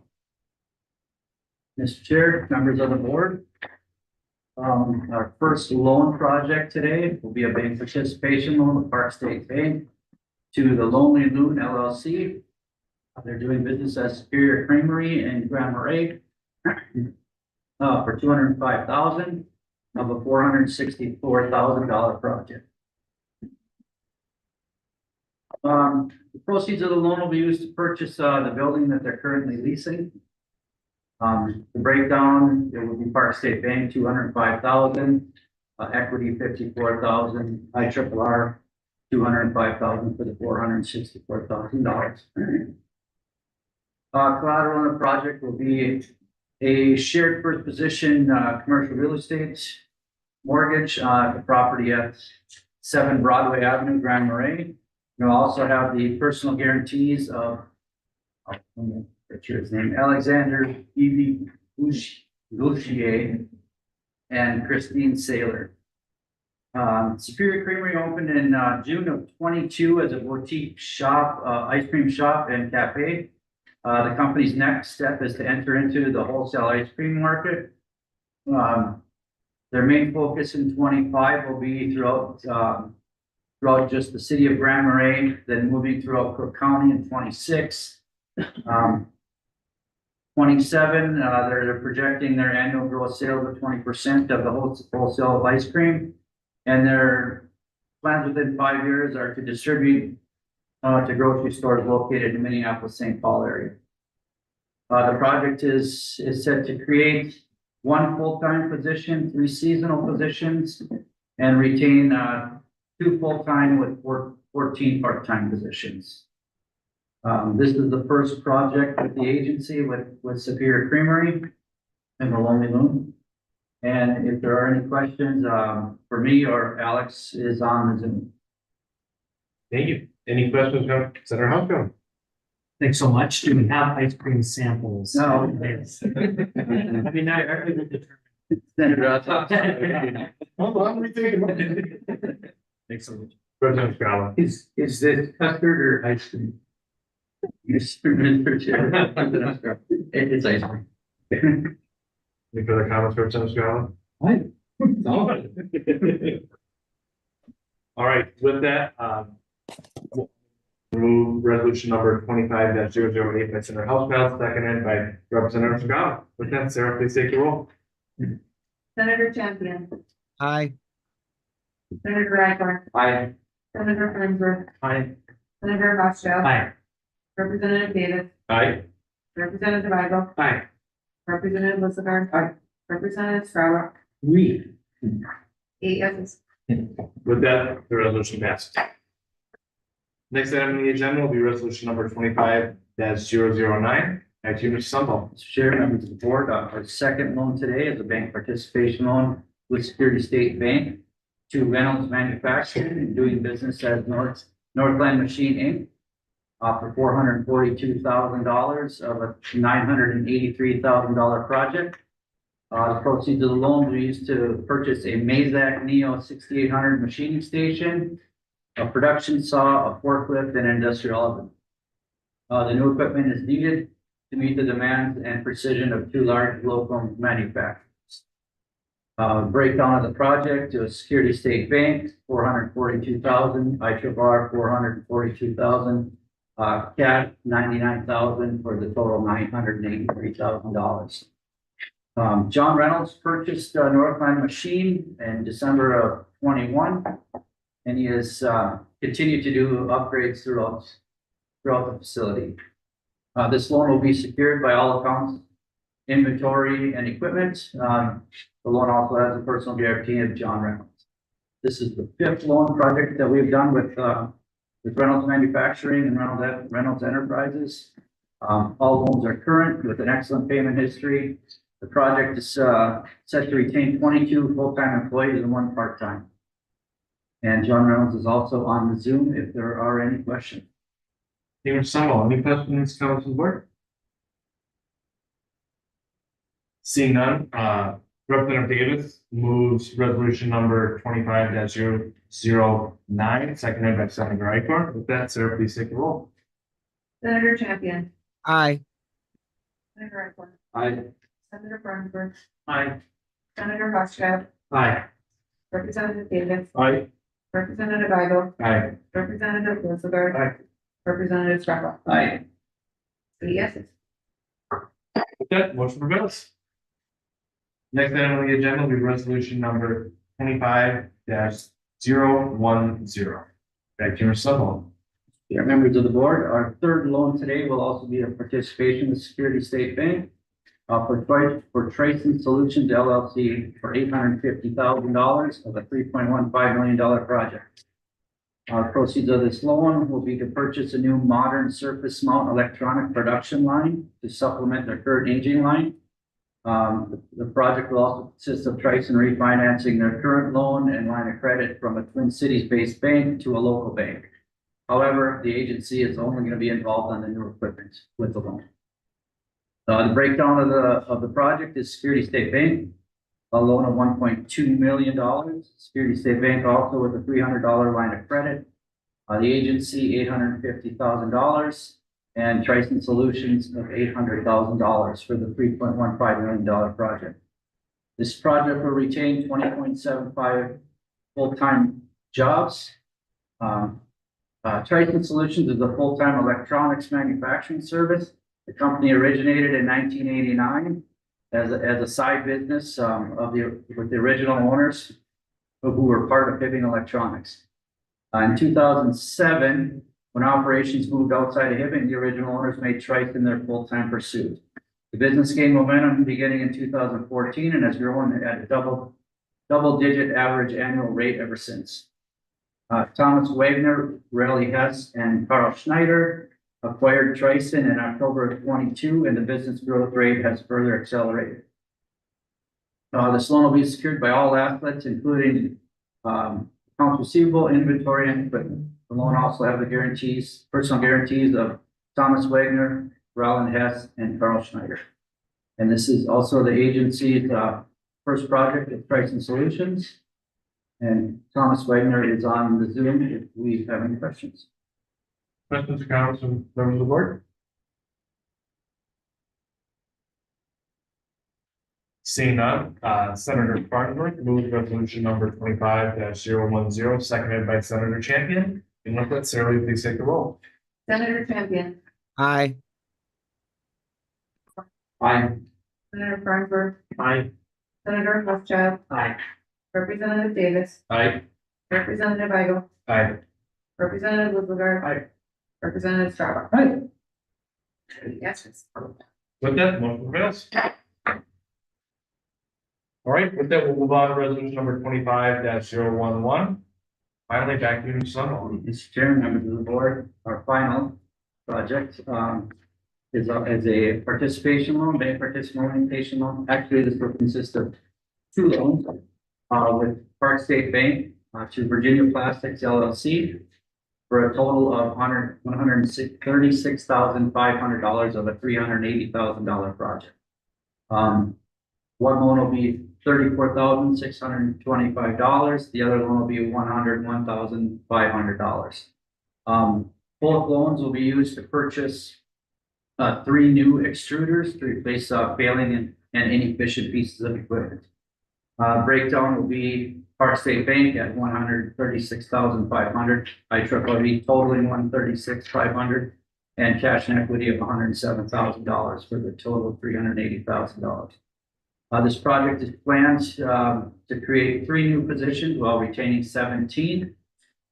Collateral will be a purchase money security interest on the equipment purchased from the loan, plus a blanket UCC on all equipment, inventory, and accounts receivable. The loans will also have the personal guarantees of Jim Zerban and William Telford. Virginia Plastics is a polyethylene film manufacturer that makes plastic bag tubing and sheeting that are used in many industries, including mining, chemical, automotive, industrial, and consumer. Jim Zerban purchased the company in November 13th of 2017, and he continues to grow and modernize it yearly.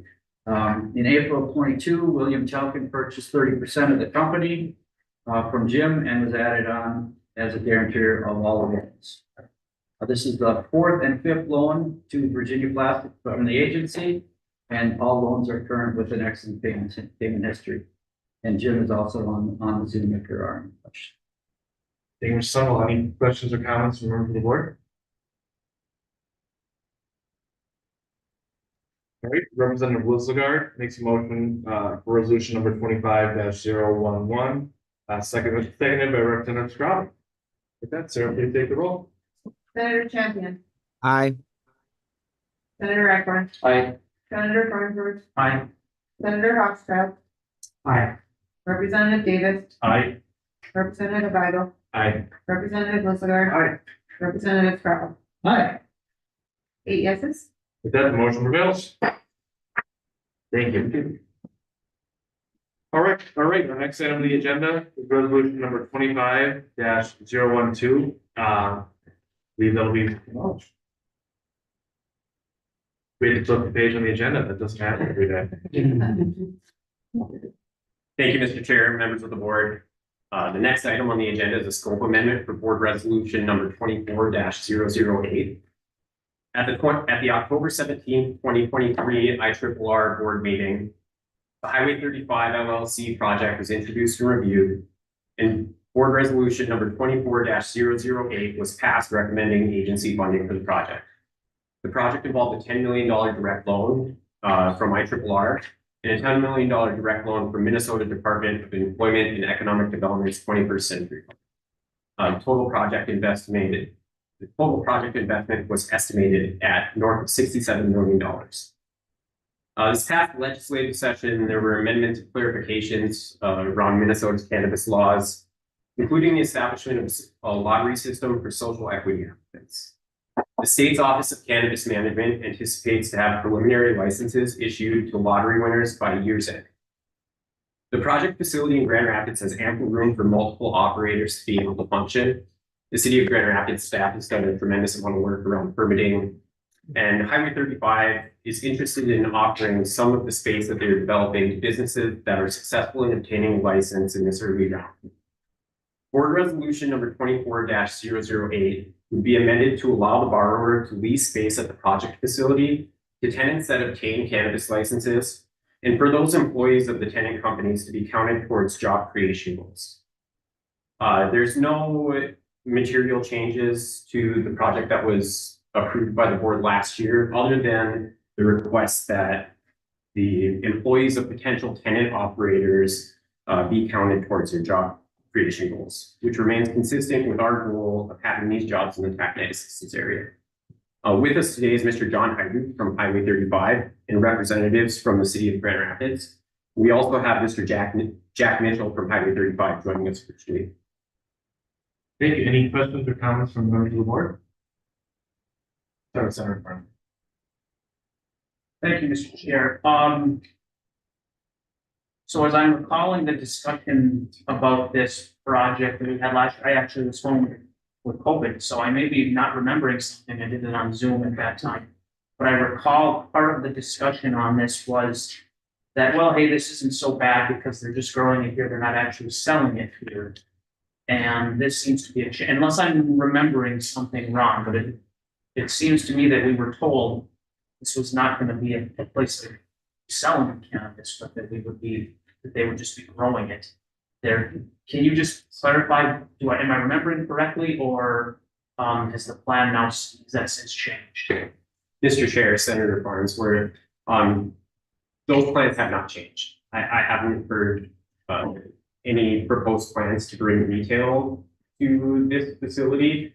This would just be allowing individuals who are successful in the social equity lottery, around the cultivation, meso business, and manufacturing operations. Sure. Mr. Chair, Senator Parker, I believe the current licensing regulations would not allow for a retail operation where this is going on. Senator Farmer. All right, thank you, Mr. Chair. So yeah, I guess I misunderstood this. I was thinking that the tenants would be leasing some of that space out to people actually selling the product. So thank you because that was a real question. I wasn't trying to start an argument. I wasn't sure if I was misremembering something.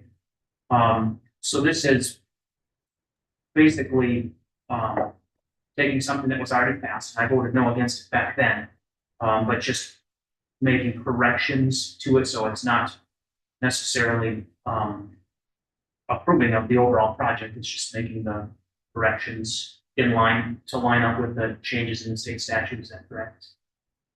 Mr. Chair, Senator Farnsworth. Correct. That's all. Thank you. Senator Reichner. Thank you, Mr. Chair, and I agreed not to rehash everything from before either, just focus on this. One thing you have on here is the foreigner job, and remind me again, I know it was talked about at the previous meeting, what are their requirements they have to hit in order to get some of this forgiven? I know there's two pieces, two numbers, I just don't remember that off. Mr. Chair, Senator Reichner, there was, I believe, 3 tranches of forgiveness occurring in years 5, 10, and 15. Those years are in relation to the due date and so on, and defined in the loan agreement. At the first checkpoint, which is the 5th anniversary date, The tenant would have to get to 150 employees. The second checkpoint, the 10-year anniversary, they would have to employ 175 people. And then on the 15th anniversary, the number goes up to 350.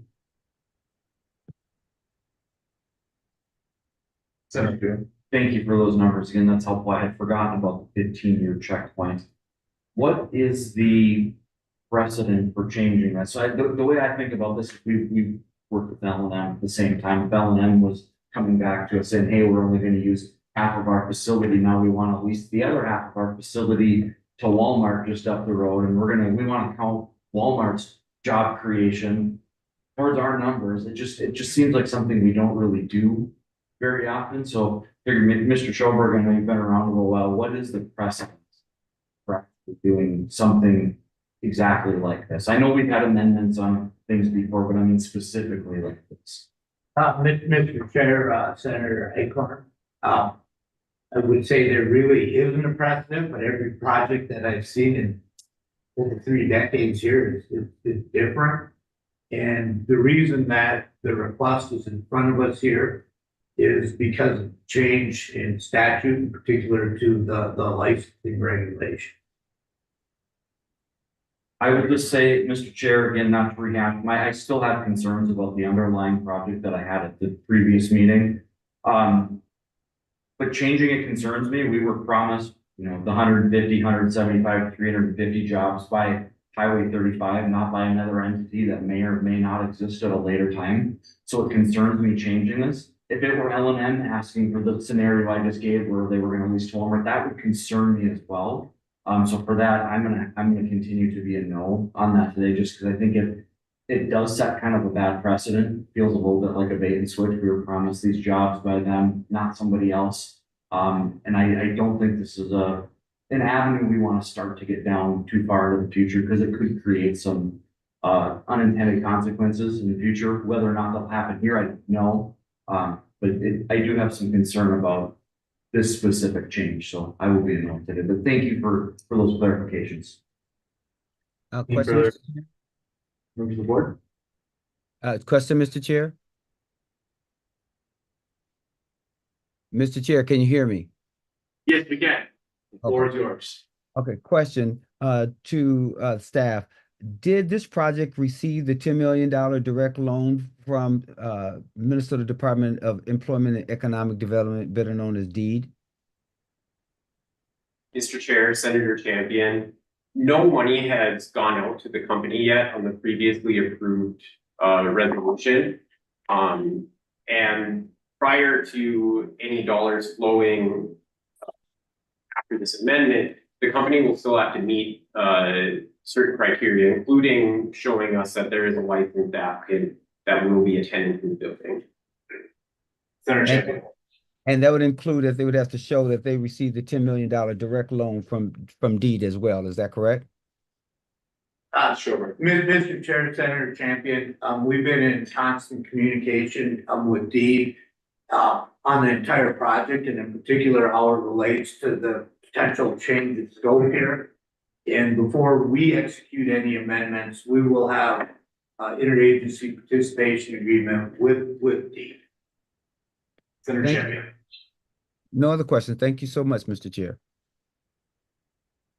Any questions or Senator Parker? Thank you, Mr. Chair. I thought of one more question when Senator Acorn was talking. So the job, so again, back to the discussion that we had about the 400 jobs we had, and of course I don't have the information, but we had a kind of an idea of what those jobs would pay. If somebody leases this area, is there some sort of an agreement that those jobs that a lessee have to pay, have the same pay and benefits as what was approved with the understanding last year? Mr. Chair, Senator Farnsworth, yes. Any further questions, comments?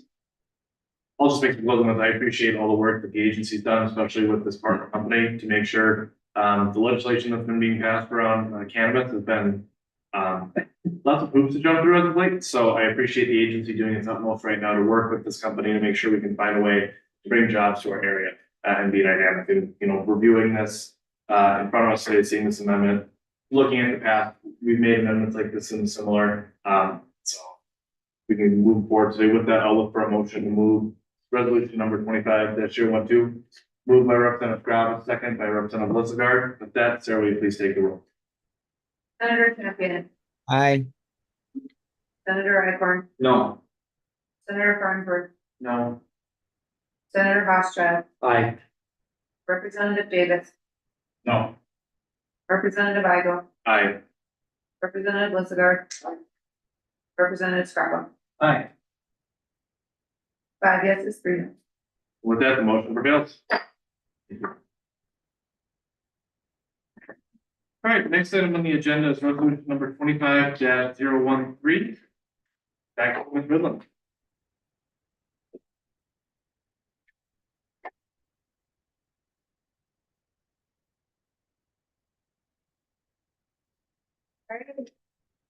Thank you, Chair Igo, Commissioner Rukabina, and members of the board. Today before you are 3 broadband infrastructure projects for your review and recommendation.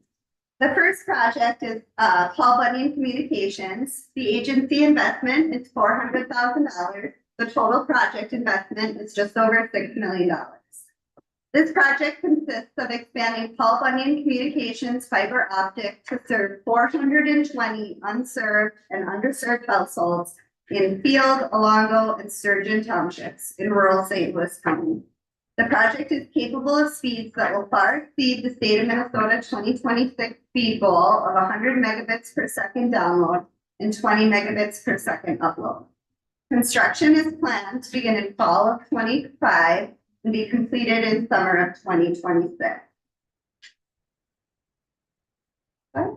The second project before you is for Paul Bunyan Communications. This project involves an agency investment of $217,000 with a total project investment of a little over $800,000. The project consists of expanding Paul Bunyan Communication fiber optic to serve 96 unserved and underserved households in the city of Mount Iron and Great Scott Township areas in rural St. Louis County. The project is capable of speeds that far exceed the state of Minnesota speed goal of 100 megabits per second download and 20 megabits per second upload. Construction is planned to be complete in summer 2026. The third project before you is it's an amendment. It is a decrease in the amount of $162,000, and it also is an amendment to scope to serve less households. This project consists of expanding CTC fiber optic to serve 350 unserved and underserved households in the Clinton Township area in rural St. Louis County. The project was reduced in scope after not securing the anticipated deed border-to-border grant. Portion of the project was challenged during the deed application review process due to it not yet being built out by another broadband provider. This reduced the number of served households from 482 to 350 and reflects the challenged area being removed from the CTC project scope. This project is capable of speeds that will far exceed the state of Minnesota 2026 speed goal, and construction is planned to be complete by the end of 2025. Project representatives are available in person and virtually. If you have any questions, I'm happy to answer those. Thank you. Thank you. Is there any questions or comments from members of the board? Senator Hofstad.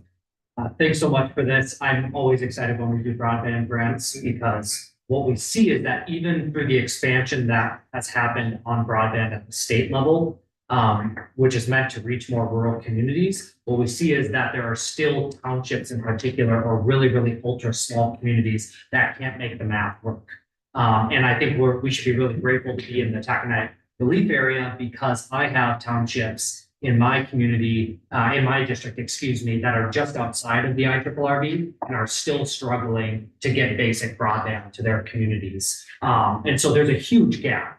And one thing that I'm going to work on legislatively is another sort of additional level of broadband grants for more rural townships that go beyond sort of the current rural focus that we have, because sadly, we're still not getting it. So just grateful that we're doing this but also we need to do more at the state. Senator Hoffman, anyone else? All right, I'll look for a motion to move this resolution then. Senator Hoffman makes a motion, seconded by Senator Farnsworth. With that, sir, please take the roll. Senator Tim, Aye. Senator Eckler, Aye. Senator Farnsworth, Aye. Senator Roscoe, Aye. Representative Davis. Aye. Representative Weigel, Aye. Representative Wickelberg. Aye. Representative Scarborough. Yes. 8 yeses. With that, motion passed. All right, on to our next item on the agenda, resolution number 25-014. Continue good luck. Or will be Mr. Isman. Thank you, Chair. Pass it right on over to Chris. Mr. Chair, members of the board, we have a development project here requesting grant funding. City of Coleraine specifically looking for a child care facility, a startup. This location be 4450 Highway 2 East. It's listed as Grand Rapids, but it's within the city limits of Coleraine.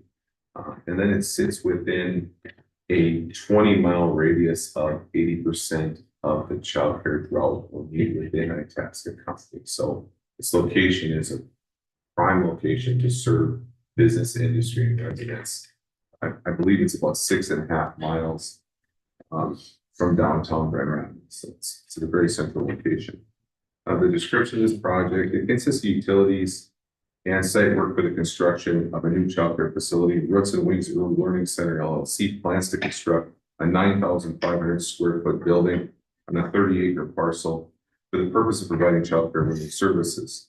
The facility will be licensed for 96 full-time equivalent children and will help address the regional needs of business and industry. Located in Coleraine, Grand Rapids, Cohasset, and McCurry, and then neighboring townships as they work to attract and retain workforce. Roots and Wings Learning Center will provide care and education to infants, toddlers, preschoolers, and school-age children, emphasizing quality care. The center will offer outdoor-based learning experiences and engage in local institutions and enriching opportunities. Partnering with the request for IRRR investment in this, we have Park State Bank at $2,089,990. And then we have a federal loan program, the SBA 504 loan program at $1,582,000. Then Itasca County is partnering also on this with $150,000. There's 14 planned full-time equivalent jobs that will be located at the facility that should be started in 2025 upon completion of construction. I believe the plan is to have this facility constructed and open in September. And that's going to be a fast moving machine to make that happen, but it would be ideal timing of being at school starting in terms of how they would operate to be able to open and be successful as a startup. Wages $14 to $18 per hour. And Rob Showstrand should be on Zoom here.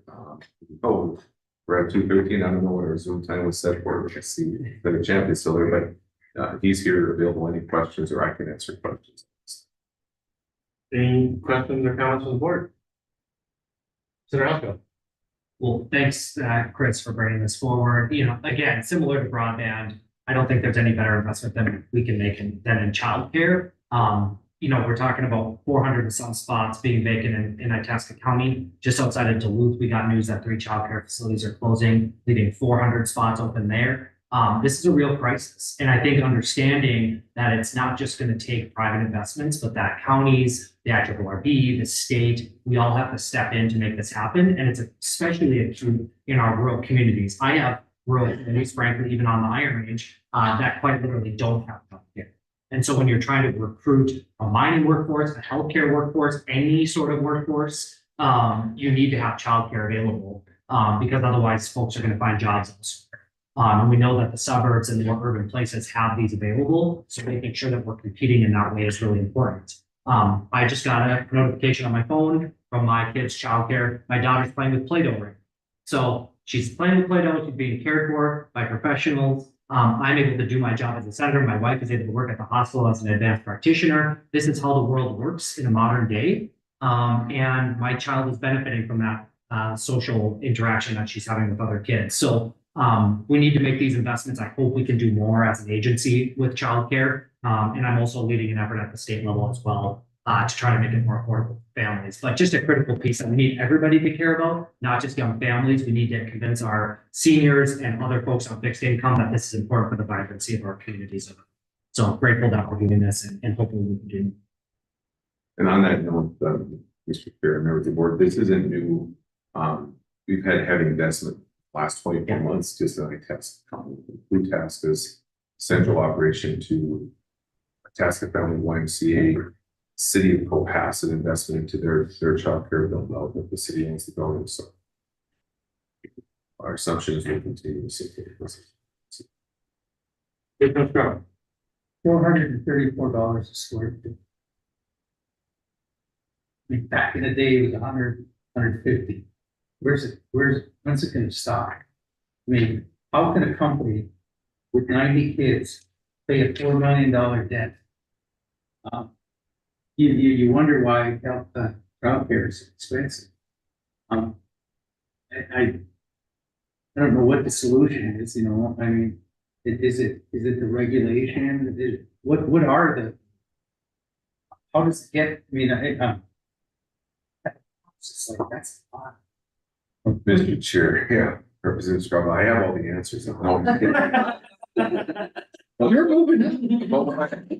But what I would tell you is this, yeah, that is extremely high. Of course, the numbers you're looking at here include furniture, special equipment, land acquisition, those components. And I think for Rob and Krista Shulstrand, their investment, Chris is involved in education, has been for her career. He's involved in finance. So, I mean, I look at these numbers going, oh my gosh, also.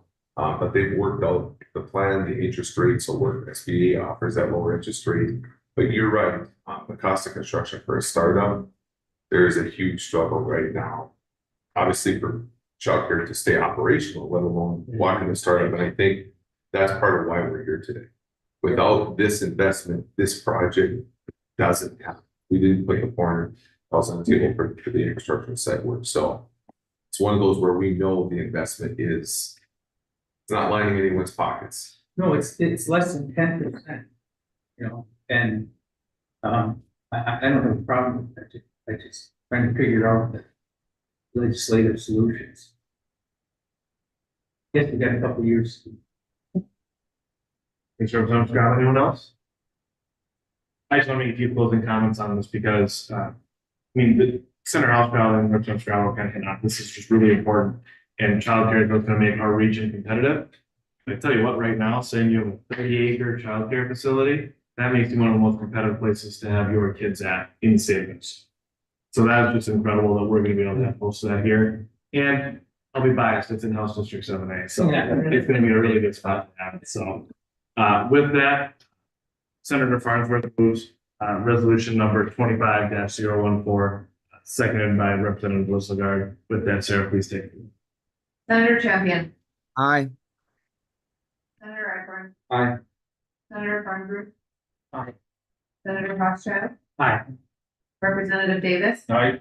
Representative Weigel. Aye. Representative Lisselgard. Aye. Representative Scrabble. Aye. With that, the motion prevails. Our last agenda item of the day, resolution number 25-015. Thank you, Mr. Whitmore. I'll move quick, Mr. Chair. Mr. Chair, members of the board, we have 13 public works projects for your review and recommendation. Agency investment, $4.56 million. Total project investment, $38,635,083. First, request City of Aiken grant amount $400,000. Project consists of construction of a new municipal water tower. The project will enhance water distribution efficiency, improve service reliability, and meet growing water needs due to the city's residential and commercial growth. The new water tower will optimize water pressure across the city and ensure consistent supply to the residential, commercial, and industrial areas and sectors within the community. Second project, City of Aurora, grant amount $500,000. Project consists of a new water treatment facility in Aurora, which is phase 3 of the new East Stream water system that will eventually serve the communities of Aurora, Town of White, Iwamic, and White Lakes. Phase 3 is the continued construction of the new surface water treatment plant that will be designed and constructed to accommodate future expansion. Existing water treatment plant intake facilities and water sources are all outdated, unsuited for continued use, and economically not viable. Next project, City of Aurora, $200,000 request. Project consists of sewer line upgrade and new storm sewer construction. Project area is a mix of residential and commercial properties just south of the Mesabi School District, 2711. Beneath the alley is a 12-inch sanitary sewer trunk line that primarily serves the school district and nearby residents. The sewer in that project area is close to 15 feet in depth, making it the deepest sewer in the city, which increases overall replacement costs. The 100-foot section of the sewer runs underneath the local hardware store and will require trenchless replacement methods. City intends to replace the mainline sanitary sewer and service laterals to the right of way. Install stormwater sewer collection systems to better manage the surface water and replace failing pavement with a section that supports sanitation trucks. City of Calumet, $300,000 request. The project consists of upgrades to the city hall, including new roof, electrical wiring, and LED lighting, ADA cement steps, ramp, ADA chairlift, elevator, ventilation, ductwork, new installation room expansion, for an event storage space. The library located in the City Hall building will receive a canopy over its entrance. All the upgrades will help reduce the city's overall operational costs while providing a safe, secure, and accessible community facility. City of Crosby, $400,000 request. Project consists of alley infrastructure upgrades. City's replacing all city-owned utilities in the alleys north of 8th Street South and 2nd Street South between 3rd Avenue West and 3rd Avenue East. Aging water lines will be replaced and increased to a minimum of 6 inches in diameter with extensions that replace dead end segments. For the loop, sewer lines in this project area range from 50 to 114 years old. And some of the water and sewer segments connect to the downtown business district, including Kaiser Regional Medical Center, which provides essential health and life services in the pavement range. City of Ely request grant amount $500,000. Project consists of citywide infrastructure upgrades, including utility replacement, drainage improvements, water line intake replacement, bituminous pavement, curb and gutter installation in the residential neighborhood. City's water pump house intake structure and intake line were constructed over 9 years ago. The intake line runs approximately 25,000 feet from Earthside Lake to the municipal water plant located in northwest corner of Ely.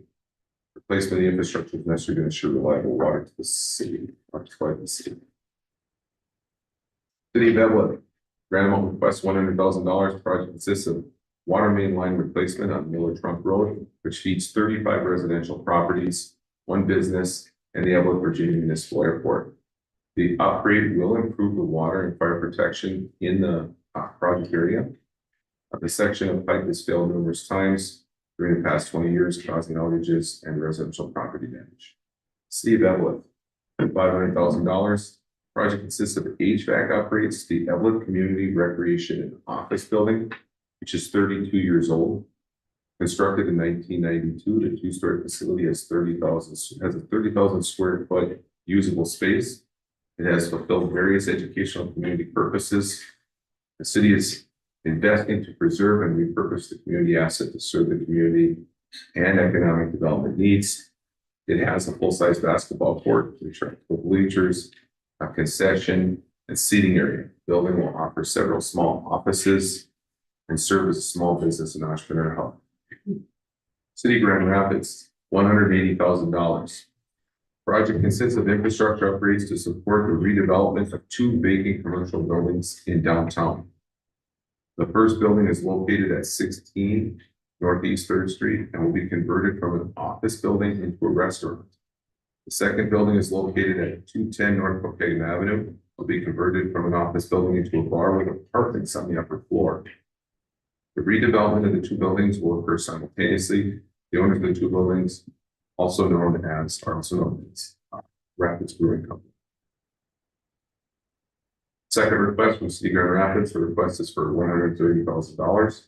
Project consists of utility construction, relocation, and upgrades to support the redevelopment of a vacant downtown office building that will be converted to an elevated casual dining restaurant. The project is being developed by Eclipse Property LLC, which is a local group of investors. The building will be leased to a couple Jeff Kyle, and Amanda Lasur, who will operate it as the Pines Restaurant. Those two projects of the public works projects are specific to downtown redevelopment for business. Business redevelopment. City of Hibbing, grant request $600,000. Project consists of upgrades to City Hall, including window, lintel replacement, and stone and brick repair. City Hall building was constructed in 1922. Its windows were last replaced in 1984. Capella windows, which are not consistent with the building's historical character. The City Hall is the center point of the city of Hibbing's municipal operations and is utilized daily by its employees, St. Louis County tenants, and community members. The building provides space for election voting, Department of Motor Vehicle Services and testing, the Hibbing Public Utilities Commission, county assessors meetings, building permit applications, and city government meetings. Hibbing Public Utilities Commission requests $500,000. Project consists of construction upgrades to over 10,800 linear feet of water main, 56 gate valve replacements, 19 new fire hydrants. Project will improve the quality of water service for 94 residential and commercial properties. Beyond the 94 properties directly served, the project will improve service for all Hibbing residents. Past water breaks have often resulted in significant drop in the water pressure as water exits the system faster than the treatment plants can replace it. City of White Lakes, final project, the request amount $250,000. Project consists of phase 1 upgrades of White Lakes Arena, including new entry doors, vertical wheelchair lift, bleachers, site concrete, and parking lot improvements. The arena is utilized by White Lakes and the surrounding communities of Aurora, Biwabing, and Town White. Local organizations such as the Wasabi School District, athletic groups, healthcare clinics, police and fire departments, and senior citizen groups utilize the facility for various events and purposes. The arena provides a venue space for weddings, graduations, school dances, pickleball, hockey, basketball, and various other activities. The facility is also designated as a backup more to the area during major emergencies and disasters. I'll entertain any questions. Thank you. Any questions or comments from the board? I just wanted to say that I noticed that a lot of these projects have PFA funding and different state sort of programs that help fund these initiatives. But I think what we're seeing in these projects is that it's not enough. I had bills during the bonding bill that would increase the threshold for PFA funding, particularly for some of our rural communities. And I just think this sort of highlights that we're filling this gap on the range, which is really important, but we really are lacking in what we're providing the state level. Again, childcare, broadband, water infrastructure, etc. Things in our anyone else? Just similar comment, I think this is why the agency does such a great job, though, as always, wonderful job to all the staff, because the agency is going to spend $4.5 million here today, and get an 8.5 times on the dollar they're spending. That's why we have this process at the end. Why you guys invest in doing it the same? Because when we work with communities and we find ways to get things done, we're able to get more for our dollar than sometimes just bonding. Sometimes we do. So really great job of the agency today. So with that, Senator Eichhorn moved resolution number 25-015 and second by Representative Davis. With that, Sarah, will you please take the roll? Senator Campion, Aye. Senator Eichhorn, Aye. Senator Farnsworth, Aye. Senator Hofstadt, Aye. Representative Davis, Aye. Representative Eidel, Aye. Representative Elizabeth, Representative Scarlett. Aye. We have 8 yes. That the motion fails. So with that, we've concluded our agenda, unless there's any last minute comments or remarks from anyone in the board. Representative Elizabeth. Well, thank you, Mr. Chair, and I'll make it short. We've been here a long time. Everybody knows I learn my emotions on the city. I would just say it's been an honor for my life. People of the Iron Range, and when I look out in the audience today with staff, and it reminds me of what my mentor said, that leadership comes in waves, and you need to honor the past, embrace the future while living in the present. And I wish you who are retiring all the best. Those who are stepping up into this new role, all the success. And it's truly been an honor to serve with you. Each and every one of you, Commissioner. Transition is not easy. What you've been able to do in your short time here is incredible. I want to give you kudos. To Representative-elect Cal Warwitz, I wish you all the best, my friend. Your success is our region's success. Feel free to reach out to anyone up here. They will be there to help guide you during your transition into your new role. Thank you. Thank you, Representative Lisselgard. Senator Mark. Thank you. I should have said this before, Representative Lisselgard went, but we've done some good things together for the Iron Range. You helped me bring $65 million in bonding to my district in my first year, which maybe I shouldn't thank you for that because it sets a pretty high bar. That probably can't be reached again, but thank you for working with me to make our area better. Senator Barnes, anyone else? Senator Hellstrom. Well, I also want to give kudos to my good friend Representative Lisselgard. I entered the state senate as the new guy, one of the new guys alongside some of the others. But Representative Lisselgard and I had a unique task, being in the majority in the Senate and the House, navigating, making sure that our region got what we deserved with the partnership that we had with our caucuses. And I think what we showed is that we were able to do that. We were able to leverage a lot of dollars, probably historic dollars, back to our region. And I know that a lot of folks across the aisle also had a big part to play in that. But Representative Lisselgard really showed me that you have to be a fighter. That when you go to the legislature, no one else is looking out for you. No one else is looking out for your region except for you, because you were sent there by the people. And we're really losing a big fighter, the biggest probably fighter. And we've got a lot of titans on the range, and we're losing another big one. And I also look forward to working with the newly elected Representative Cal Warwitz. But a lot of us are new, and we're not as heavyweight as we once were on the range. So we're going to have to all work together to make sure that our region is well represented, and we're sure going to miss it. Thanks, Senator Housefeld. Any other comments? Well, one of those things. With my legislators, it all has been said unless we all play it. Thank you, Representative Lisselgard, for your years of service to this board, to this community, to this region. It's been a privilege working with you, and I wish you all the best in your retirement. So, thank you. With that, there's no further comments. Thank you, everyone, for today. Thank you all of our retiring staff at the agency here. We wish you all the best in your retirement. And there's our party. I know this board table would like to find out about. So with that, we are adjourned.